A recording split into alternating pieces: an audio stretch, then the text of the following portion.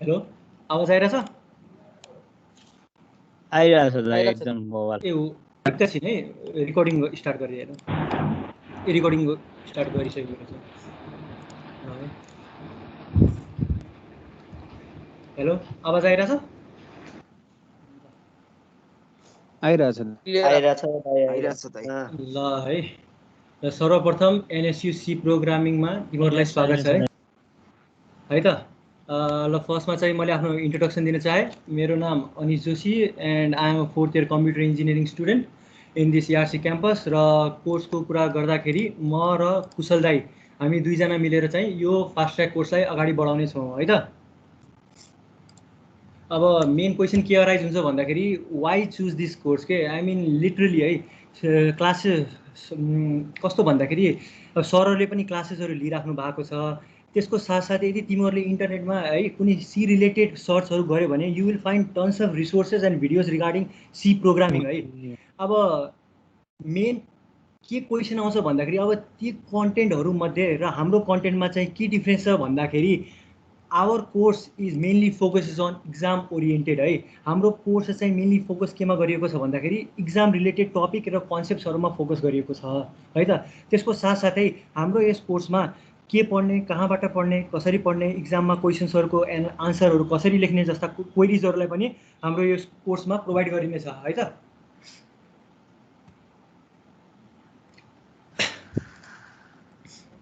आवाज आइरहेछ मेरो? ल अब यो कन्टेन्टको कुरा गरौँ है। अब यो सीको जति पनि टपिक छ त्यसलाई चाहिँ हामीले दुई भागमा डिभाइड गरेको छौँ है।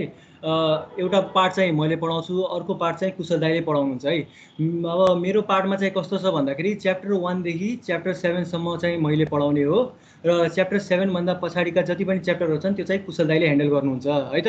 अब मेरो चाहिँ कोर्सको कन्टेन्टलाई हेरौँ। पहिलो च्याप्टर चाहिँ इन्ट्रोडक्सन टु कम्प्युटर प्रोग्रामिङ है।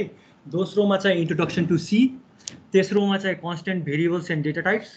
चौथोमा चाहिँ अपरेटर एन्ड एक्सप्रेसन्स। पाँचौँमा इनपुट एन्ड आउटपुट अपरेसन्स।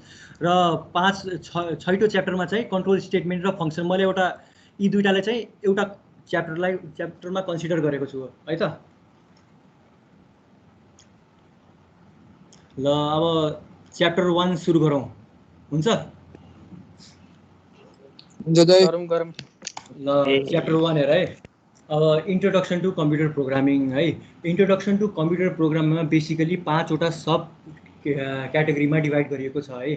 फर्स्टमा चाहिँ के छ भन्दाखेरि हिस्टोरिकल डेभलपमेन्ट अफ कम्प्युटर्स। दोस्रोमा चाहिँ कम्प्युटर जेनेरेसन्स। तेस्रोमा चाहिँ कम्प्युटर सिस्टम एन्ड अर्गनाइजेसन। चौथोमा computer program and programming languages. र पाँचौँमा चाहिँ हाम्रो के छ भन्दाखेरि प्रब्लम सल्भिङ युजिङ कम्प्युटर्स है त। ल अब पहिलो टपिक चाहिँ हेरौँ है हामीले। हिस्टोरिकल डेभलपमेन्ट अफ कम्प्युटर्स भनेको के रहेछ त्यो बुझौँ है। अब हिस्टोरिकल डेभलपमेन्ट अफ कम्प्युटर्स बुझ्नुभन्दा पहिले हामीले के बुझ्नु पऱ्यो भन्दाखेरि कम्प्युटर भनेको के हो भन्ने कुरा बुझ्नु पऱ्यो कि कम्प्युटर भनेको बेसिकली के हो भन्दाखेरि एउटा जनरली एउटा प्रोग्रामेबल इलेक्ट्रिकल डिभाइस हो जसमा के हुन्छ भन्दाखेरि तिमीहरूले के गर्छौ, इनपुट लिन्छौ थ्रु इनपुट डिभाइसेस। त्यो इनपुटलाई के गर्छ, सिपियुले लिन्छ। त्यो सिपियुले लिइसकेको त्यो इनपुटलाई त्यसले प्रोसेस गर्छ।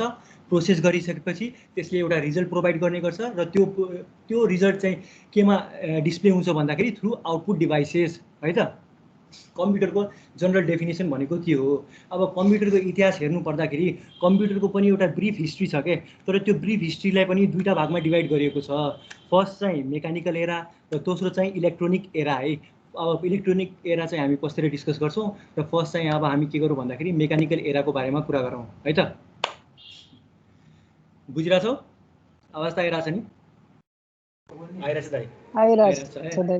अब हेर है, मेकानिकल एरा किन भनिएको होला भन्दाखेरि अब मेकानिकल एरामा कम्प्युटरलाई के गर्यो भन्दाखेरि कम्प्युटरमा जति पनि प्रोसेसहरू जति पनि अपरेसन्सहरू क्यारी आउट भयो नि ती सबै चाहिँ मेकानिकल फर्ममा चाहिँ भएको कारणले गर्दा यसलाई मेकानिकल एरा भनेको हो। बुझ्यौ?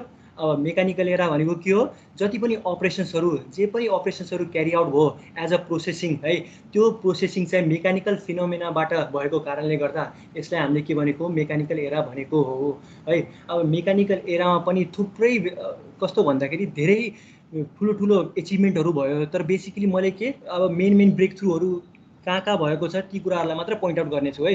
अब जनरली त्यति सोध्दैन हिस्टोरिकल डेभलपमेन्ट अफ कम्प्युटर्स। मैले बेसिक एचिभमेन्ट्सहरू मेकानिकल एरामा के भएको थियो ती कुराहरूलाई मात्र डिपिक गरेको हो है त।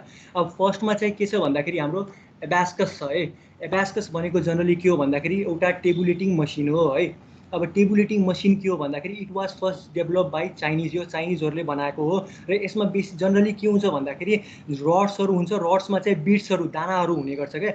त्यसको हेल्पबाट हामीले के गर्न सक्थ्यौँ भन्दाखेरि एडिसन, सब्ट्र्याक्सन, मल्टिप्लिकेसन र डिभिजनहरू अपरेसन क्यारी आउट गर्न सक्थ्यौँ है त। अब एबास्कसको जनरली त्यति नै हो बेसिक भन्दाखेरि। अब दोस्रोमा चाहिँ के छ भन्दाखेरि लोगारिथमिक भन्ने छ है। लोगारिथमिक भनेको के हो भन्दाखेरि it was first develop by John NIPER, जुन हामीले अहिले म्याथमेटिक्समा जुन यो लग भन्ने युज गर्छौँ नि यो जोन नाइपर भन्ने व्यक्तिले नै बनाएको हो है त। अब त्यस्तै गरी तेस्रो एचिभमेन्ट भनेको भन्दाखेरि पास्कल्स मसिन है।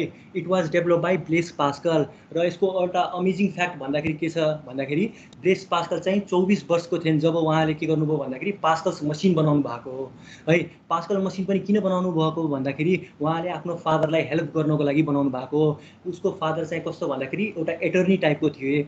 उहाँले चाहिँ ट्याक्स क्यालकुलेसन गर्नको लागि चाहिँ उहाँले यो मसिन चाहिँ डेभलप गर्नुभएको हो है त। अब दोस्रो चाहिँ major breakthrough in mechanical era भनेको चार्ल्स बेबेजको डिफरेन्स इन्जिन हो है त। अब डिफरेन्स इन्जिनमा के हो भन्दाखेरि it was the first electronic mechanical calculator. अब हेर त मेकानिकल एरामा यो इलेक्ट्रोनिक भन्ने शब्द कहाँबाट आयो भन्ने कुरा आयो क्या। अब इलेक्ट्रोनिक मेकानिकल क्यालकुलेटर किन भनेको भन्दाखेरि अब पहिले मैले के भनेको थिएँ कम्प्युटरले के गर्छ भन्दाखेरि इनपुट लिन्छ, इनपुटलाई प्रोसेस गर्छ, त्यसपछि आउटपुट दिने गर्छ। अब यो मेकानिकल एरामा चाहिँ कस्तो हुन्थ्यो भन्दाखेरि जति पनि प्रोसेसहरू हुन्छ नि त्यो चाहिँ मेकानिकल फर्ममा चाहिँ भएको कारणले गर्दा त्यसलाई चाहिँ मेकानिकल एरा भएको हो। अब त्यस्तै गरी इलेक्ट्रोनिक मेकानिकल क्यालकुलेटर किन भनेको भन्दाखेरि जुन मेकानिकल अपरेसन जुन क्यारी आउट गरेको थियो त्यो मेकानिकल अपरेसन चाहिँ इलेक्ट्रिसिटीको माध्यमले गरेको कारणले गर्दा यसलाई फर्स्ट इलेक्ट्रोनिक मेकानिकल क्यालकुलेटर भनेको हो है त। यो चाहिँ कहिले डिस्कभर भएको भन्दाखेरि 1860तिर हो सायद जस्तो लाग्यो है मलाई। त्यस्तै गरी अब दोस्रो चाहिँ एचिभमेन्ट भनेको के थियो भन्दाखेरि अब चार्ल्स बेबेजको एनालिटिकल इन्जिन हो है। तर अब बेसिकली उहाँले डिफरेन्स इन्जिन बनाइसकेपछि सक्सेस भएपछि उहाँले के डिसाइड गर्नु हो भन्दाखेरि he wants to take his knowledge to the next new level, next another level के। अब उहाँले के गर्नुभयो एनालिटिकल इन्जिनको पेटेन्ट गर्नुभयो। पेटेन्ट गरिसकेपछि उहाँले चाहिँ आफ्नो त्यो कार्य सुरु गर्दाखेरि उहाँले चाहिँ त्यो कार्यलाई कम्प्लिट गर्न सक्नु भएन। किन गर्न सक्नु भएन भन्दाखेरि त्यो टाइममा चाहिँ टेक्नोलोजी एडभान्समेन्ट भएको थिएन, त्यही कारणले उहाँको चाहिँ यो एनालिटिकल इन्जिन चाहिँ असफल भयो र यो कहिले पनि यो कम्प्लिट चाहिँ भएन है त। अब त्यस्तै गरी अब लास्टमा चाहिँ के छ भन्दाखेरि पञ्च कार्ड भयो है। अब मेकानिकल एराको one of the best achievement भनेको पञ्च कार्डलाई कन्सिडर गर्न सकिन्छ है त। अब यो पञ्च कार्डलाई के भन्दाखेरि फर्स्ट जेनेरेसन कम्प्युटरमा पनि युज गरिएको हो है त। अब यो पञ्च कार्ड चाहिँ कसले बनाएको भन्दाखेरि हर्मन होलरिथ एन्ड जेम्स पावरले बनाएको हो। अब हर्मन होलरिथ र जेम्स पावरले किन बनाएको भन्दाखेरि यी दुईटा व्यक्तिहरू चाहिँ सेन्ससमा यो जुन सेन्सस हुन्छ सेन्ससको चाहिँ पपुलेसन क्यालकुलेसन गर्दाखेरि अब क्यालकुलेसन गर्न म्यानुअली क्यालकुलेट गर्दाखेरि निकै टाइम लाग्न लाग्यो। त्यही कारणले उहाँले के इन्भेन्ट गर्नुभयो भन्दाखेरि पञ्च कार्डको इन्भेन्सन गर्नुभयो। पछितिर त्यही कम्पनी के हो भन्दाखेरि टेबुलेटिङ मसिन कम्पनीमा चेन्ज भयो है त। अब यो टेबुलेटिङ मसिनमा चेन्ज भइसकेपछि पछितिर यही कम्पनी चाहिँ के हो भन्दाखेरि आइबिएम बन्यो, इन्टरनेसनल बिजनेस मसिन है त। बुझिरहेछौ? बुझिरहेछ है। अब मेकानिकल इराको भनेको बिचमा चाहिँ धेरै एचिभमेन्टहरू भयो। तर बेसिकली जनरली चाहिँ मेजर एचिभमेन्ट्सहरू मेकानिकल एराको के थिए भन्ने कुरा चाहिँ मैले पोइन्ट आउट गरिदिएँ है त। अब हेर है, अब दोस्रो चाहिँ के छ भन्दाखेरि इलेक्ट्रोनिक एरा। अब इलेक्ट्रोनिक एरा किन भनेको भन्दाखेरि यसमा जनरली जुन अपरेसन जुन कम्प्युटेसन चाहिँ के हो भन्दाखेरि इलेक्ट्रिसिटीको माध्यमबाट गरेको कारणले गर्दा यसलाई के भनेको भन्दाखेरि इलेक्ट्रोनिक एरा भनेको हो है त। बुझ्यौ?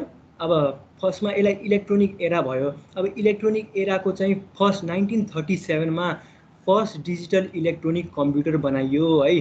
फर्स्ट डिजिटल इलेक्ट्रोनिक कम्प्युटर बनाइयो र 1945मा ENIAC electronic numerical integrator and calculator भन्ने पनि मसिन बनाइयो र it was the first machine which is commercially hit है।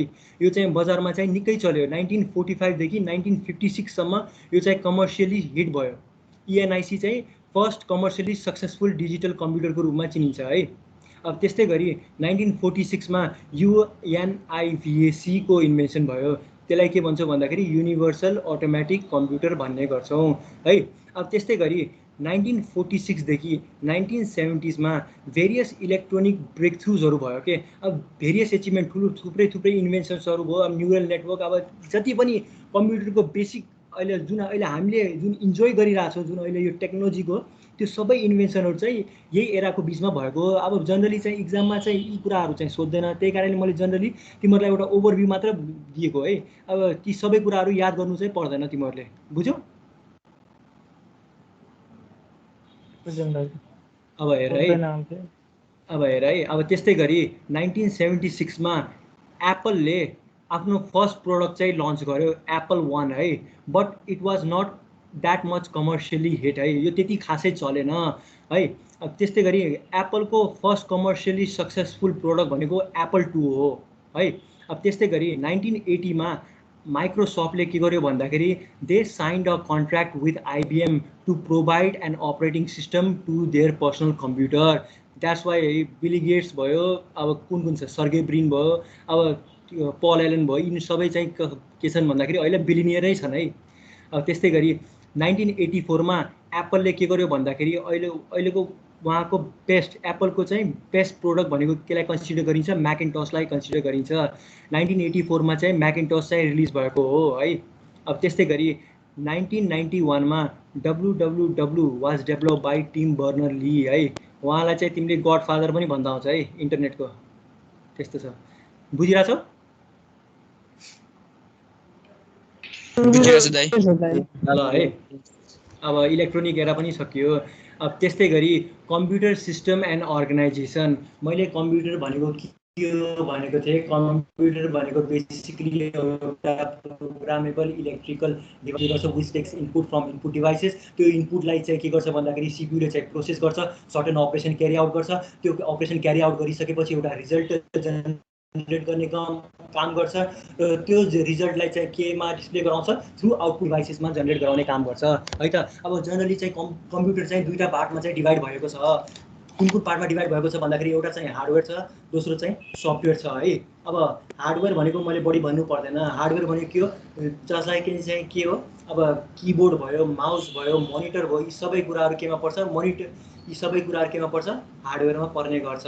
त्यस्तै गरी सफ्टवेयर भनेको के हो भन्दाखेरि प्रोग्राम्सहरू, सफ्टवेयर्सहरू, अब प्रोग्राम्सहरू, सेटअप इन्स्ट्रक्सन्स हरूलाई के भन्छौँ हामीले, सफ्टवेयर भन्ने गर्छौँ है। अब त्यस्तै गरी कम्प्युटर र हार्डवेयरको कुरा गरौँ है। कम्प्युटर हार्डवेयरमा बेसिकली के हुन्छ भन्दाखेरि इनपुट डिभाइसेस हुने गर्छ, मेमोरी हुने गर्छ, ALU हुने गर्छ, CU हुने गर्छ र आउटपुट डिभाइसेस हुने गर्छ है। अब यो ALU र CU भनेको के हो भन्दाखेरि अर्थमेटिक लजिक युनिट हो है। अनि त्यस्तै गरी CU भनेको कन्ट्रोल युनिट हो। अब यो ALUमा चाहिँ बेसिकली के हुन्छ भन्दाखेरि जति पनि CPUले जुन अर्थमेटिक अपरेसन क्यारी आउट गर्छ ती सबै केमा हुन्छ भन्दाखेरि ALUले चाहिँ ह्यान्डल गर्ने गर्छ। त्यस्तै गरी कन्ट्रोल युनिटले के ह्यान्डल गर्छ भन्दाखेरि जति पनि कन्ट्रोल सिग्नल्सहरू जुन CPUमा जुन कन्ट्रोल सिग्नल्सहरू यसले जेनेरेट रिलिज गर्ने काम गर्छ, यी सबै कुराको सबैलाई कन्ट्रोल चाहिँ केले गर्छ भन्दाखेरि यो कन्ट्रोल युनिटले गर्ने गर्छ है। त्यस्तै गरी अब ALU र CU भनेको चाहिँ केमा पर्छ भन्दाखेरि CPUको भित्र पर्ने गर्छ है त। अनि त्यस्तै गरी जुन यो हाम्रो यो CPU छ, जुन मैले पहिला नै स्टार्ट हुँदाखेरि नै कम्प्युटरको डेफिनेसन के भनेको थिएँ भन्दाखेरि इनपुट डिभाइसबाट हामीले इनपुट दिन्छौँ, त्यो इनपुट चाहिँ CPUले लिन्छ, CPUले चाहिँ त्यसलाई प्रोसेस गर्छ, प्रोसेस गरेपछि सर्टेन आउटपुट डिभाइसमा चाहिँ रिप्रेजेन्ट गर्ने काम गर्छ। अब त्यो जुन फेनोमेना छ, त्यो फेनोमेनालाई हामीले के भन्छौँ भन्दाखेरि त्यो आर्किटेक्चर जुन छ त्यसलाई हामीले के भन्छौँ, भन न्युमेन आर्किटेक्चर भन्ने गर्छौँ है। It was invented in 1945। अब भन न्युमेन आर्किटेक्चरले जनरली के गर्छ भन्दाखेरि फेच, डिकोड एन्ड एक्जिक्युट भन्ने कुरा गर्छ के। जुन तिमीहरूले किबोर्ड डिभाइसमा जुन तिमीले प्रोग्राम लेख्छौ, त्यो प्रोग्रामलाई सुरुमा तिमीले कम्पाइल गर्छौ, कम्पाइल गर्ने बित्तिकै के हुन्छ भन्दाखेरि त्यो प्रोग्राम त्यो चाहिँ के हुन्छ, बाइनरी कोड, मसिन कोडमा कन्भर्ट हुने काम गर्छ। त्यो मसिन कोड जुन हुन्छ त्यो चाहिँ तिम्रो ऱ्याममा चाहिँ रिसाइड ऱ्याममा चाहिँ बस्ने गर्छ। त्यो ऱ्याममा जुन बसेको तिम्रो जुन प्रोग्राम छ त्यो CPUले के गर्छ, फेच गर्छ, फेच गरिसकेपछि त्यसलाई डिकोड गर्छ, त्यसको एक्चुअल मिनिङ के हो भन्ने कुरा जेनेरेट गर्छ, अनि मात्र त्यसले एक्जिक्युट गर्ने गर्छ। र यसको ओभरअल आर्किटेक्चरलाई हामीले के भन्छौँ, भन न्युमेन आर्किटेक्चर भन्ने गर्छौँ है। अब बेसिकली जति पनि almost widely acceptable almost every programmable devices जतिसुकै प्रोग्रामेबल डिभाइसेसहरू छ त्यसमा चाहिँ के इम्प्लिमेन्ट गरेको हुन्छ भन्दाखेरि भन न्युमेन आर्किटेक्चर इम्प्लिमेन्ट गरेको हुन्छ र भन न्युमेन आर्किटेक्चर डेभलप गर्ने व्यक्तिको नाम चाहिँ जन भन न्युमेन हो है त बुझिरहेछौ यस सर ल ठिक छ अब त्यस्तै गरी कम्प्युटर सफ्टवेयर भनेको के हो कम्प्युटर सफ्टवेयर भनेको sequence of instructions design to direct a computer to perform certain functions है अब सफ्टवेयर भनेको के हो सर्टेन हामीले इन्स्ट्रक्सन्सहरू कम्प्युटरलाई लेख्छौँ त्यो कम्प्युटरलाई लेखिसकेपछि कम्प्युटरले त्यो कुराहरूलाई बुझ्छ र एउटा सर्टेन फङ्सन चाहिँ क्यारी आउट गर्ने काम गर्छ है त अब त्यस्तै गरी कम्प्युटर सफ्टवेयर पनि दुई भागमा डिभाइड गरिएको छ एउटा चाहिँ के छ भन्दाखेरि सिस्टम सफ्टवेयर अर्को चाहिँ के छ भन्दाखेरि एप्लिकेसन सफ्टवेयर है त अब सिस्टम सफ्टवेयर भनेको के हो भन्दाखेरि though software which are essential for computer operations and interoperation of computer अब सजिलो भाषामा भन्नुपर्दाखेरि जब हामीले आफ्नो कम्प्युटरमा अपरेटिङ सिस्टम इन्स्टल गर्छौँ त्यो इन्स्टल गर्ने क्रममा जति पनि प्रिलोडेड सफ्टवेयरहरू हामीले पाउँछौँ एज अ इनहेरिटेन्स अब कस्तो भन्दाखेरि अब इनहेरिट गरेको हुन्छु त्यस्तो टाइपको सफ्टवेयरलाई हामीले के भन्छौँ भन्दाखेरि सिस्टम सफ्टवेयर भन्छौँ अब मेन क्वेसन के सोध्न सक्छ अब अपरेटिङ सिस्टम इन्स्टल गर्दाखेरि त कुनै एप्लिकेसन सफ्टवेयर पनि बाई डिफल्ट इन्स्टल भएको हुन्छ है त जस्तै फर इक्जाम्पल माइक्रोसफ्ट एज पनि तिमीले बाई डिफल्ट नै पाउँछौ अब विन्डोज इन्स्टल गर्दाखेरि माइक्रोसफ्ट एज पनि पाउने गर्छौ अब त्यसलाई चाहिँ सिस्टम सफ्टवेयरमा चाहिँ लिनु भएन क्या तिमीहरूले अब त्यो चाहिँ एप्लिकेसन सफ्टवेयरमा पर्छ जनरली चाहिँ सिस्टम सफ्टवेयर भनेको के हो भन्दाखेरि एसेम्बलर कम्पाइलर फाइल म्यानेजमेन्ट टुल्स तिनीहरूलाई चाहिँ सिस्टम सफ्टवेयरको अन्डरमा पर्ने गर्छन् अब सिस्टम सफ्टवेयर कुन सिस्टम सफ्टवेयर मेरो कम्प्युटरमा चलिरहेछ भनेर तिमीहरूले कसरी फाइन्ड आउट गर्न सक्छौ भन्दाखेरि अब तिमीले अल्ट विन्डो चलाइरहेछौ भने अल्ट कन्ट्रोल डिलिट हानेपछि तिमीले त्यहाँ कुन प्रोसेसहरू चलिरहेछ यी सबै प्रोसेसहरू भनेको यी प्रोग्राम्सहरू भनेको तिनीहरू चाहिँ बिहाइन्ड द सिन चलिरहेका छन् हो त्यस्ता टाइपको सफ्टवेयरलाई हामीले के भन्छौँ सिस्टम सफ्टवेयर भन्ने गर्छौँ है त अब system software runs in the background है त अब हाम्रो कम्प्युटरको पछाडि रन भइरहेको हुन्छ हामीलाई चाहिँ थाहा हुँदैन है त बट दे आर रनिङ अब त्यस्तै गरी अब कम्प्युटर सफ्टवेयर भनेको के हो त्यो बुझौँ कम्प्युटर सफ्टवेयर भनेको के हो जुन युजर स्पेसिफिक एप्लिकेसन्सहरू छन् त्यसलाई चाहिँ हामीले के भन्छौँ एप्लिकेसन सफ्टवेयर भन्ने गर्छौँ for example Google Chrome VS code Google Chrome VS code Microsoft team यी सबै कुराहरू केमा पर्छ भन्दाखेरि एप्लिकेसन सफ्टवेयरमा पर्ने गर्छ है त के कन्फ्युजन छ छैन बुझिरहेछौ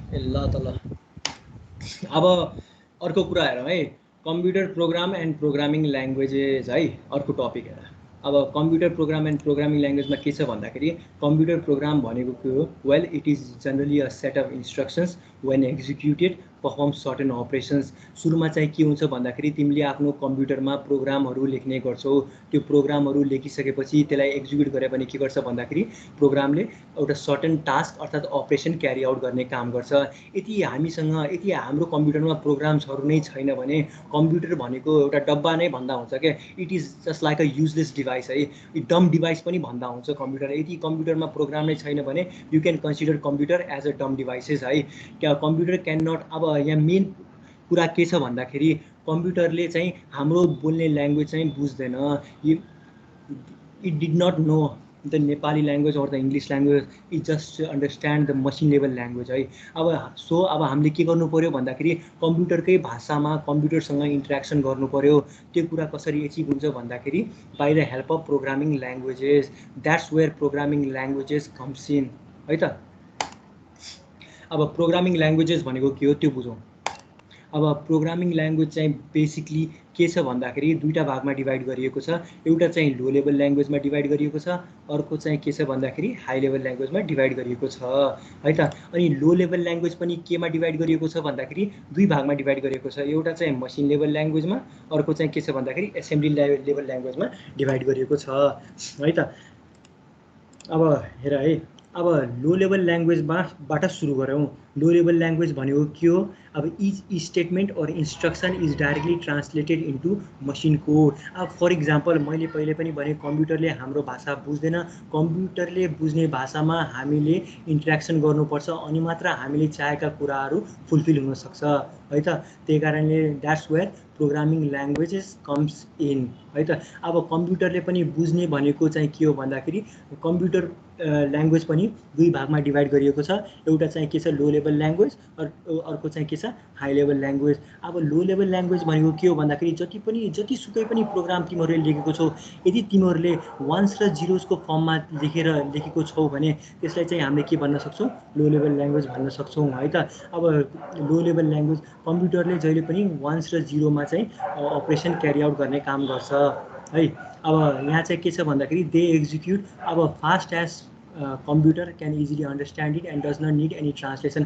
अब हामीले के गर्यो भन्दाखेरि मोस्ट प्रिमिटिभ फर्म अफ ल्याङ्ग्वेजमा कम्प्युटरसँग इन्ट्रेक्सन गरिरहेको छौँ, वान्स र जिरोजमा इन्ट्रेक्सन गरिरहेको छौँ। त्यही कारणले के हुन्छ भन्दाखेरि कम्प्युटरले ती कुराहरूलाई सजिलोसँग बुझ्छ, जसको कारणले गर्दा हामीलाई कुनै पनि ट्रान्सलेसनको जरुरत हुँदैन।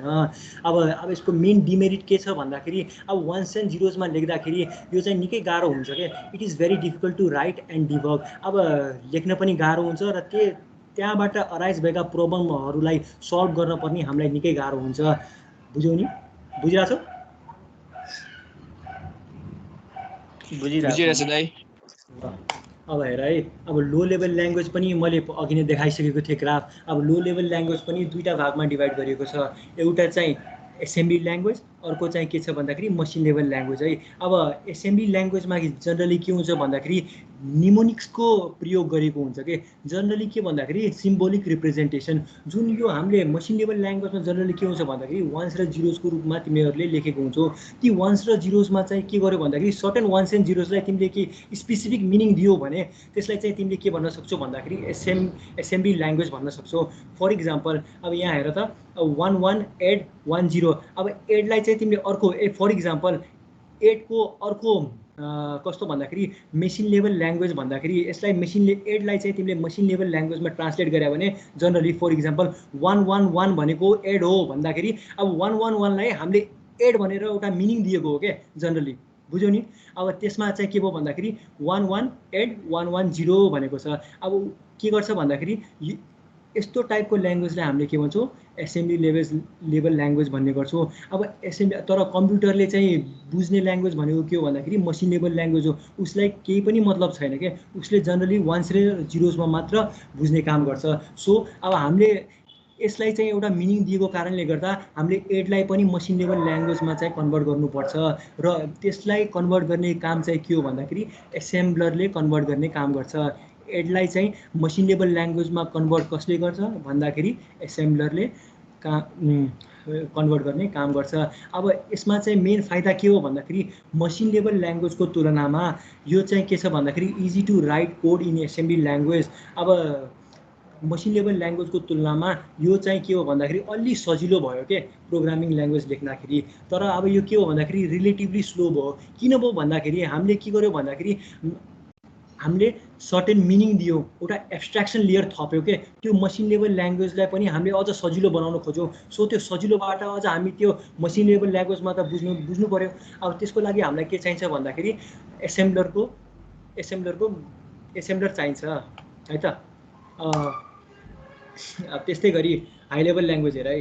हाई लेभल ल्याङ्ग्वेज के हो भन्दाखेरि मोर युजर फ्रेन्डली हुन्छ। अब युजर फ्रेन्डली हुन्छ, त्यसको साथसाथै यो चाहिँ के हुन्छ भन्दाखेरि it is similar with our natural language, जुन हामी अहिले डे टु डेमा बोल्छौँ, डे टु डे जुन ल्याङ्ग्वेजको प्रयोग गर्छौँ त्योसँग अलिक मेल खान जान्छ है त। अब हाम्रो जो इङ्ग्लिस जस्तै हुन्छ जनरली। अब त्यसको साथसाथै यसमा चाहिँ के छ भन्दाखेरि it is easy to write and remember.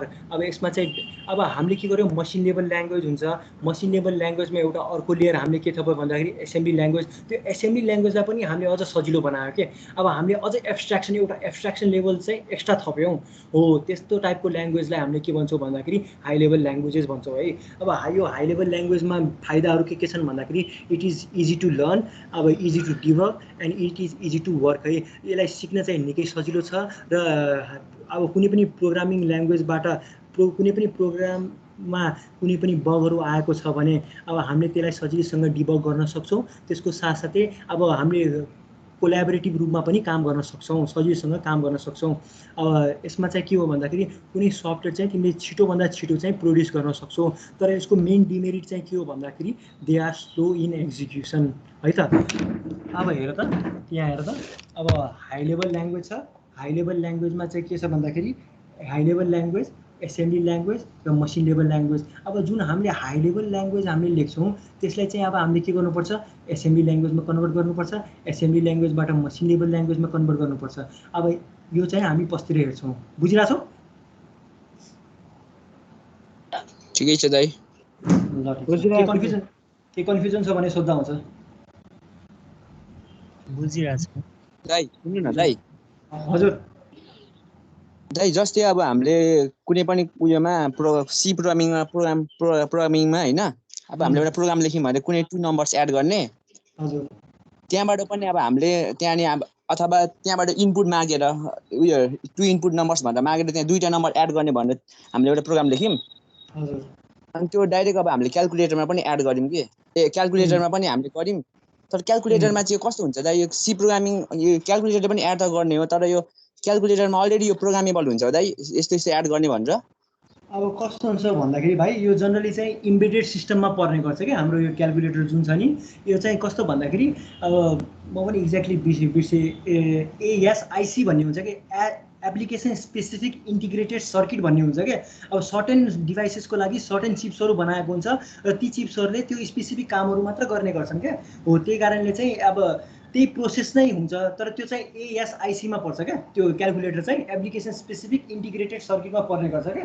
अनि त्यसले चाहिँ के गर्छ भन्दाखेरि जनरली त्यो चिप चाहिँ क्याल्कुलेसन गर्नको लागि नै बनाएको हो क्या, बुझ्यौ नि। अब कम्प्युटरमा कस्तो हुन्छ भन्दाखेरि अलि मोर भर्सेटाइल हुन्छ क्या, अलि मोर फ्रिडम हुन्छ क्या तिमीलाई, बुझ्यौ नि।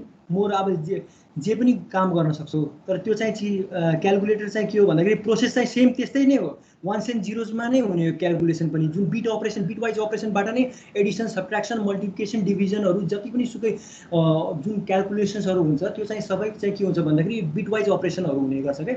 अब त्यसमा पनि त्यही नै हुने हो, अब कम्प्युटरमा पनि त्यही नै हुने हो। अब क्याल्कुलेटर र कम्प्युटरमा के फरक छ भन्दाखेरि क्याल्कुलेटर चाहिँ अलि एप्लिकेसन स्पेसिफिक इन्टिग्रेटेड सर्किट हो क्या, त्यो चिपको लागि मात्र बनाएको हो, त्यही कारणले उसले सर्टन फटाफट काम गर्ने हो।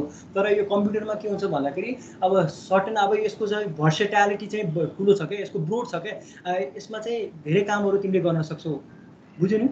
हो त्यस्तो हो क्या खासै मेन डिफ्रेन्स चाहिँ, बुझ्यौ नि।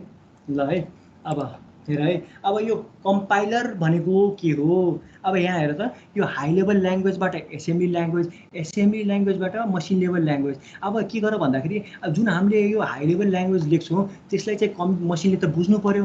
अब त्यो मसिनलाई बुझ्ने तरिकाको ल्याङ्ग्वेजमा हामीले कसरी कन्भर्ट गर्छौँ भन्दाखेरि by the help of compiler है त। कम्पाइलरको हेल्पबाट हामीले के गर्छौँ, हाई लेभल ल्याङ्ग्वेजलाई चाहिँ मसिन लेभल ल्याङ्ग्वेजमा कन्भर्ट गर्ने काम गर्छौँ है त। अब कम्पाइलर भनेको के हो त्यो बुझौँ है। कम्पाइलर भनेको बेसिकली के हो भन्दाखेरि हाई लेभल ल्याङ्ग्वेजेसहरूमा युज गर्ने प्रोग्राम हो है। अनि कम्पाइलर भनेको अर्को के हो भन्दाखेरि यो चाहिँ सिस्टम सफ्टवेयरको अन्तर्गतमा पर्दछ है त। अब यो हाई लेभल ल्याङ्ग्वेजमा के हुन्छ भन्दाखेरि जुन तिमीहरूले आफ्नो कम्प्युटरमा हाई लेभल ल्याङ्ग्वेज जुन लेख्छौ त्यो हाई लेभल ल्याङ्ग्वेजलाई के गर्छ भन्दाखेरि मसिन कोडमा कन्भर्ट गर्ने काम गर्छ हो। त्यसलाई नै हामीले के भन्छौँ, कम्पाइलर भन्ने गर्छौँ है त। अब बेसिकली कम्पाइलर चाहिँ कुन कुन प्रोग्रामिङ ल्याङ्ग्वेजमा युज गरिएको भन्दाखेरि सीमा युज गरेको, C++मा युज गरिन्छ, जाभामा युज गरिन्छ। त्यस्ता थुप्रै प्रोग्रामिङ ल्याङ्ग्वेजेसहरू छन् जसमा चाहिँ के छ भन्दाखेरि कम्पाइलरहरू युज गरिन्छ है त। अब यसको कम्पाइलरको मेन वर्किङ प्रिन्सिपल भन्दाखेरि के हो भन्दाखेरि अब जब तिमीहरूले आफ्नो प्रोग्राम लेख्छौ, फर इक्जाम्पल भिजुअल स्टुडियो कोडमा लेख्छौ अर्थात् टर्बो C++मा लेख्छौ, त्यो प्रोग्राम लेखिसकेपछि तिमीहरूले के गर्छौ भन्दाखेरि सेभ गर्छौ। सेभ गरिसकेपछि त्यसलाई कम्पाइल गर्छौ। हो कम्पाइलेसन प्रोसेसमा जनरली के हुन्छ भन्दाखेरि टपदेखि बटमतिर जाने गर्छ compiler, top to bottom approach हुने गर्छ। उसले माथिदेखि बटमतिर स्क्यान गर्ने काम गर्छ। स्क्यान गर्दाखेरि उसले बेसिकली के चेक गर्छ भन्दाखेरि whether the program is syntactically correct or not, यदि त्यो प्रोग्राममा केही साइन्ट्याक्स इरोरहरू छ कि छैन भन्ने कुरा चेक गर्ने काम गर्छ।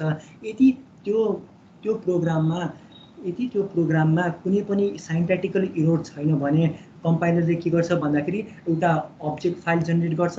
त्यो अब्जेक्ट फाइलमा बेसिकली के हुन्छ भन्दाखेरि मसिन कोड हुने गर्छ र त्यो कोड चाहिँ कहाँ गएर बस्छ, हाम्रो ऱ्याममा गएर बस्छ है त। बुझ्यौ?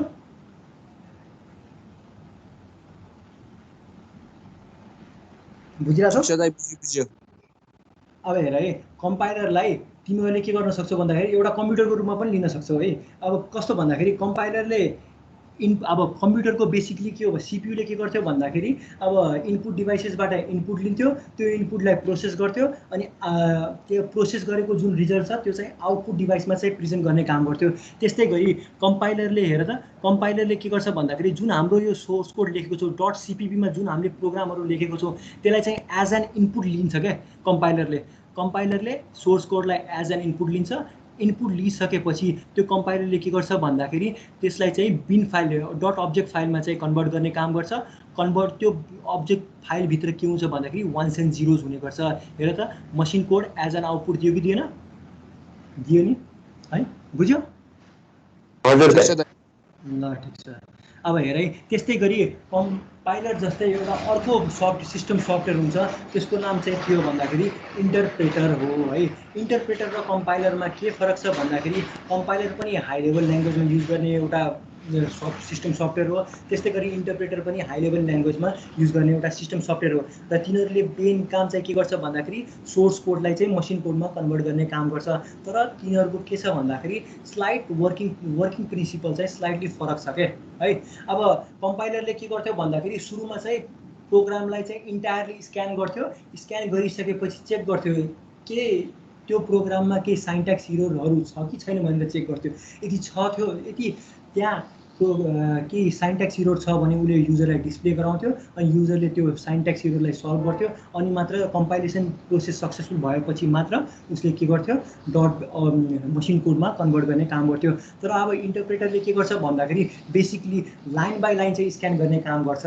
लाइन बाई लाइन स्क्यान गरिसकेपछि लाइन बाई लाइन चाहिँ मसिन कोडमा कन्भर्ट गर्ने काम गर्छ है त। अब मसिन कोडमा काम गर्छ। अब यसको बेसिक इक्जाम्पल्सहरू के छ भन्दाखेरि PHP भयो, क्यु बेसिक भयो, हाम्रो पर्ल भयो, पाइथन भयो, यी सबैमा चाहिँ के हुन्छ भन्दाखेरि बेसिकली इन्टरप्रेटर युज गरेको हुन्छ है त। अब साइन्ट्याक्स एरर, अब कम्पाइलरमा के थियो भन्दाखेरि साइन्ट्याक्स एरर चाहिँ at the end of compilation प्रोसेसमा हामीलाई थाहा हुन्थ्यो है त। अब तर यहाँ syntax error can be found after translation of each line. अब इच लाइनलाई ट्रान्सलेट गर्ने क्रममा नै हामीले त्यो लाइनमा चाहिँ साइन्ट्याक्स एरर छ कि छैन भन्ने कुरा चाहिँ थाहा पाइहाल्छौँ है त। बुझ्यौ? बुझ्यो। ल है, भनेको मतलब चाहिँ अब सेकेन्ड लाइनमा इरर छ, फर्स्ट लाइनमा पनि इरर छ भने फर्स्ट लाइनको इररै त्यसले देखाइदिन्छ, त्यो आफैले कम्पाइलरलाई पनि सेकेन्ड लाइनको इरर चाहिँ थाहा हुँदैन। के भन्यो भाइ, सुरुदेखि भन त। यस्तो क्या, अब हामीले गरेको प्रोग्राममा फर्स्ट लाइनमा पनि इरर छ, सेकेन्ड लाइनमा पनि इरर छ भने त्यसले सुरुको फर्स्ट लाइन मात्रै देखाइदिन्छ। सेकेन्ड लाइनको इरर चाहिँ कम्पाइलर आफैलाई पनि थाहा हुँदैन अनि फर्स्ट लाइनको राइट गरिसकेपछि सेकेन्ड लाइनमा जाने हो होइन। कम्पाइलरले बेसिकली के छ भन्दाखेरि तिमीहरूले for example 10 line of code लेखेको छौ है, 10 लाइन अफ कोडमा चाहिँ लाइन 5 र लाइन 7मा चाहिँ तिम्रो एरर आएको छ है त। तर अब कम्पाइलेसन प्रोसेस तिमीले स्क्यान, उसले चाहिँ जनरली के गर्छ, स्क्यान सुरुमा चाहिँ कम्पाइलेसन प्रोसेस स्टार्ट गर्छ। कम्पाइलेसन प्रोसेस एन्ड भइसकेपछि लाइन 5 र लाइन 7मा एरर रहेछ है भन्ने कुरा गर्छ क्या। तर इन्टरप्रेटरमा जनरली के हुन्छ भन्दाखेरि फर इक्जाम्पल इन्टरप्रेटरमा पनि तिमीले 10 लाइन अफ कोड लेखेको छौ र लाइन 5 र लाइन 7मा चाहिँ तिम्रो एरर आएको छ भने इन्टरप्रेटरले के गर्छ भन्दाखेरि माथि टपदेखि चाहिँ स्क्यान गर्दै जान्छ र लाइन 5मा चाहिँ एरर छ भने लाइन 5मा नै अट्किन्छ क्या, लाइन 5मा एरर छ है भनेर भन्छ क्या। बुझ्यौ नि? त्यति हो क्या डिफरेन्स भनेको मेन। बुझ्यौ? ठिक छ। त्यसले लाइन 7को एरर चाहिँ देखाउँदैन हैन? इन्टरप्रेटरले देखाउँदैन। इन्टरप्रेटरले लाइन 5मा नै रोकिदिन्छ क्या, सुरुमा यो सल्भ गर अनि मात्र लाइन 7को एरर देखाउँछु भनेर भन्छ क्या। बुझ्यौ? त्यही हो। ठिक छ। अरूलाई के कन्फ्युजन छ? क्वेसन सोध्दा हुन्छ है। केही छ क्वेरिजहरू तिमीहरूको? कोही बोल्दैन त हो। छैन दाइ, छैन। ल छैन के। अब हेर है, प्रब्लम सल्भिङ रोके ल। ल हुन्छ त।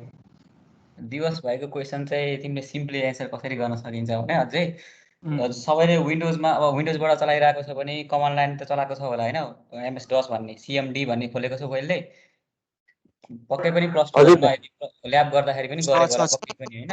हो CMD चलाउँदाखेरि तिमीले एउटा पनि कुनै कमान्ड मिस्टेक हान्यो भने अर्को कमान्ड हान्न दिन्छ कि फेरि यहाँनिर कमान्ड तिम्रो मिस्टेक भयो भनेर भन्छ भन त, सम्झ त एकचोटि। मिस्टेक भयो भन्छ। हो मिस्टेक भयो भनेर भन्छ नि, हो त्यो भनेको के भन्दाखेरि कमान्ड लाइन इन्टरप्रेटर हो क्या त्यो चाहिँ हाम्रो, बुझ्यौ। त्यस्तै गरी यो इन्टरप्रेटर युज गर्यो भने तिमीले नेक्स्ट लाइनमा तिमी नजाँदै नै पहिले के भनिदिन्छ भन्दाखेरि मिस्टेक छ भनिदिन्छ। यो कुराहरू चाहिँ तिमीले पछि गएर पाइथन ल्याङ्ग्वेजहरूतिर तिम्रो सिफ्ट भयो भने त्यहाँ पनि देख्छौ यस्तो कुराहरू चाहिँ है। अहिले हामीले पढ्दै गरेको सी चाहिँ भनेको के हो भन्दाखेरि चाहिँ कम्पाइलरले काम गर्ने हो। कम्पाइलरले काम गर्दाखेरि चाहिँ सुरुदेखि अन्तिमसम्मै सबै स्क्यान गर्छ, उसले अनिसले भने जस्तै गरेर। यो चाहिँ हामीले उसमा टर्बोमा अथवा डेप्सीमा हामीले पछि प्रोग्राम गर्दाखेरि देखिहालिन्छ इरर कहाँ देखिन्छ भनेर है त। मानिलिउँ प्रोग्रामले एकैचोटिमा भएकोको सबै इरर देखाइदिन्छ कम्पाइलरले यस्तो हेर, कम्पाइलर त्यति इन्टेलिजेन्ट पनि हुँदैन। हेर है, कम्पाइलर तिमीले जस्तो सोचेको छौ नि त्यति इन्टेलिजेन्ट पनि हुने होइन क्या। उसले के गर्छ भन्दाखेरि स्क्यान गरेर हेर्दाखेरि कहाँ उसले मिस्टेक भेटाउँछ, उसले भेटाएको मिस्टेक है, तिम्रो कहाँ मिस्टेक छ भन्ने रियल्लीमा कहाँ मिस्टेक छ उसलाई पनि थाहा हुँदैन। उसले चाहिँ कहाँनिर चाहिँ उसले मिस्टेक देख्यो त त्यो कुरा मात्रै देखाउने हो। जस्तो इक्जाम्पल अब पछि कोड गर्दै जाँदाखेरि तिमीले के देख्छौ भन्दाखेरि अब त्यो जब सेमिकोलन मिस्टेक छ यहाँनिर मिस्टेक छ अनि उसले देखाउन सक्छ भने त्यो सेमिकोलन त्यहाँ छैन, मैले हालेको छैन भने उसले आफै हालिदियोस् न त भन्ने जस्तो पनि लाग्छ क्या। हो त्यो कोड गर्दै जाँदाखेरि त्यस्तो फिल हुन्छ तिमीलाई त्यो गर्दै जाँदाखेरि होइन। तर कम्पाइलर त्यति इन्टेलिजेन्ट हुँदैन, त्यो बनाउन पनि सकिँदैन, किनभने त्यस्तो गराइयो भने अरू ठाउँमा पनि त्यसले बिगारिदिन्छ। कम्प्युटर तिम्रो कम्पाइलर त्यति इन्टेलिजेन्ट बनाउन सकिँदैन।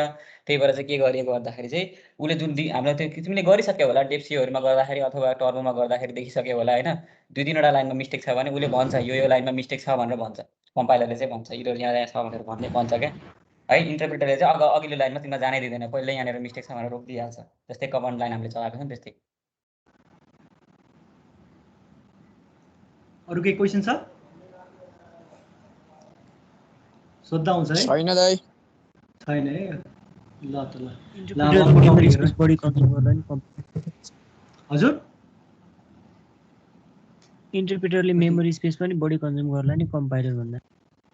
इन्टरप्रेटर त्यो खै भाइ त्यसको अब सिस्टम सफ्टवेयरमा पर्छ, अब त्यतिसम्म त हामी पनि गएको छैनौँ।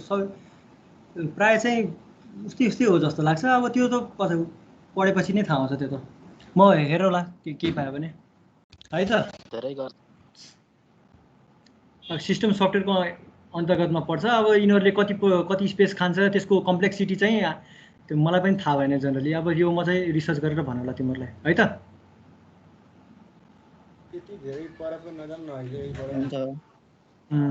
ल त ल ल है। अब एउटा अर्को टपिक हेर, प्रब्लम सल्भिङ युजिङ कम्प्युटर। अब हेर है, अब जनरली के हुन्छ भन्दाखेरि कुनै प्रब्लमहरू हुन्छ, त्यो प्रब्लमलाई पनि सल्भ गर्ने एउटा टेक्निक हुन्छ कि कम्प्युटरमा। अब हामीले त्यसलाई कसरी सल्भ गर्ने भन्ने कुरा अब हामीले यहाँ हेर्छौँ है। अब यहाँ हेर त, problem solving using computer.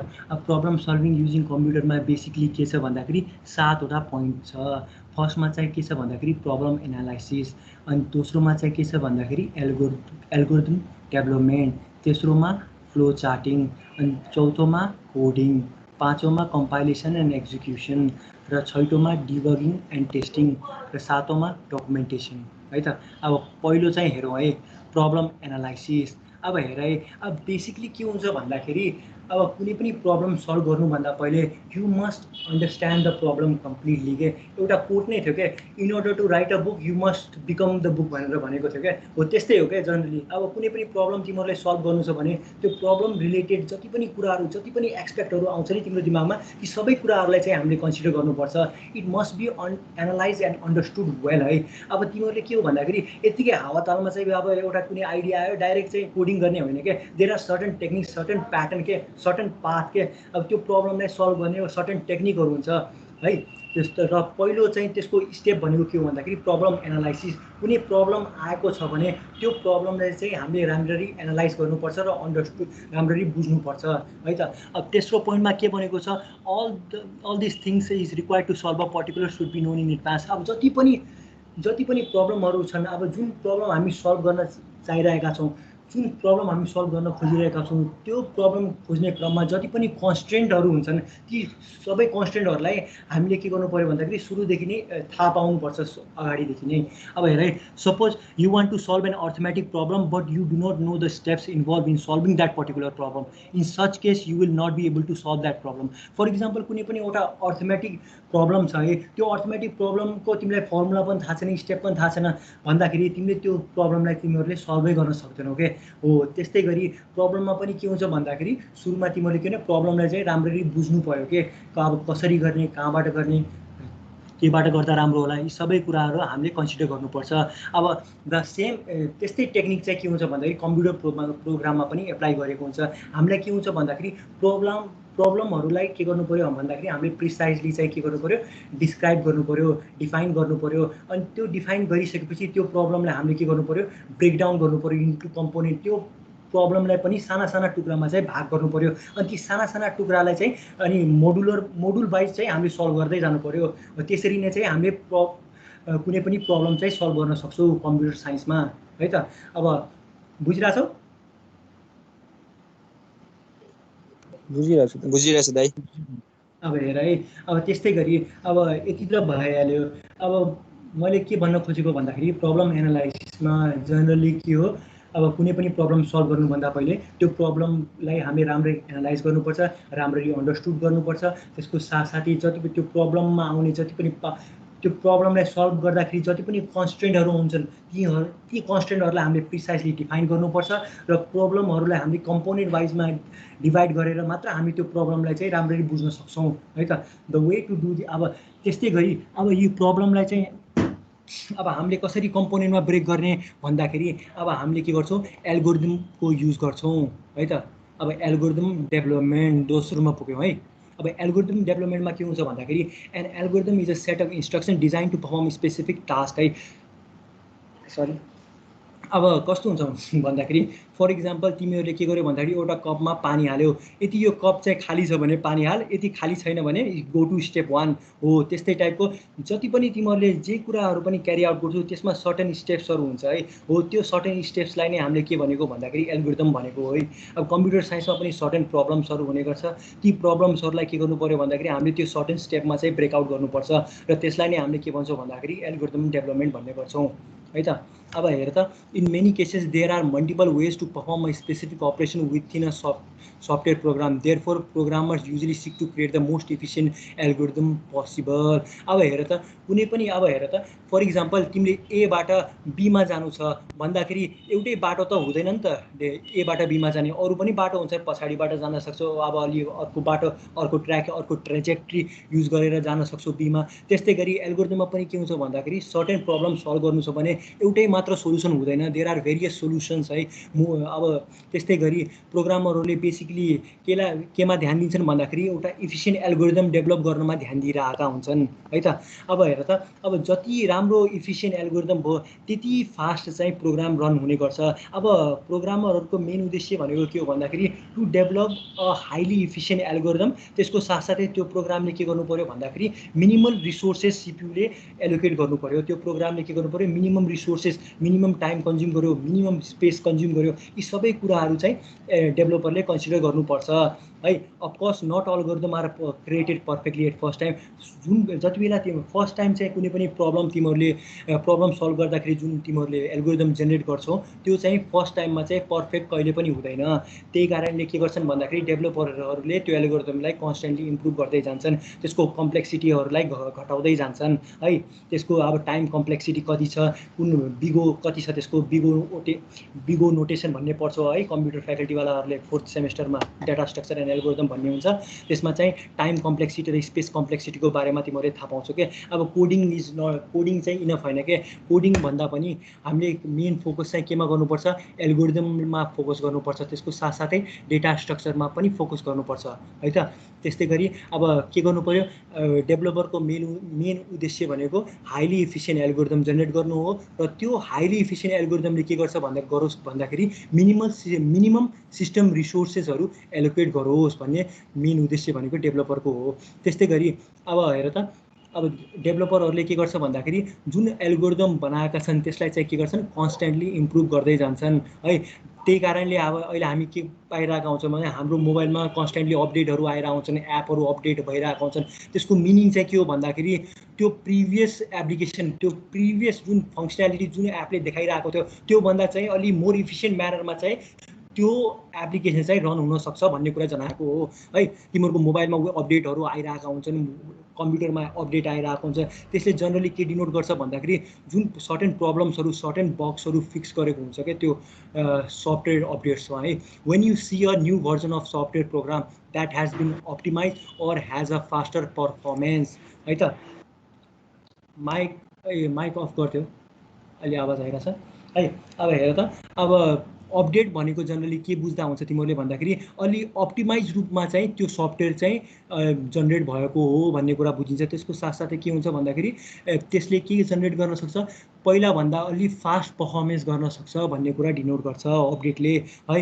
It most means the new version includes more efficient algorithm. Generally नयाँ भर्जन आयो भन्ने बित्तिकै के बुझिन्छ भन्दाखेरि जुन प्रिभियस एल्गोरिदम भन्दा यो चाहिँ अलि मोर इफिसियन्ट एल्गोरिदम यसमा इम्प्लिमेन्ट गरेको छ, जसको कारणले गर्दा के हुन्छ भन्दाखेरि यसले मिनिमम रिसोर्सेसहरू एलोकेट गर्छ र हाम्रो प्रोग्राम चाहिँ अलि फास्ट रन हुन्छ, हाम्रो प्रोग्राम अलि फास्ट एक्जिक्युट हुन्छ भन्ने कुरा डिनोट गर्छ है त। बुझिरहेछौ?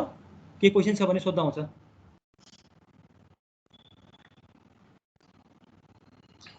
ठिक छ दाइ, ठिक छ दाइ। सुन्नु न दाइ, अहिले यो एपहरूको कुरा गर्नुभयो, एपहरूको अपडेट होइन।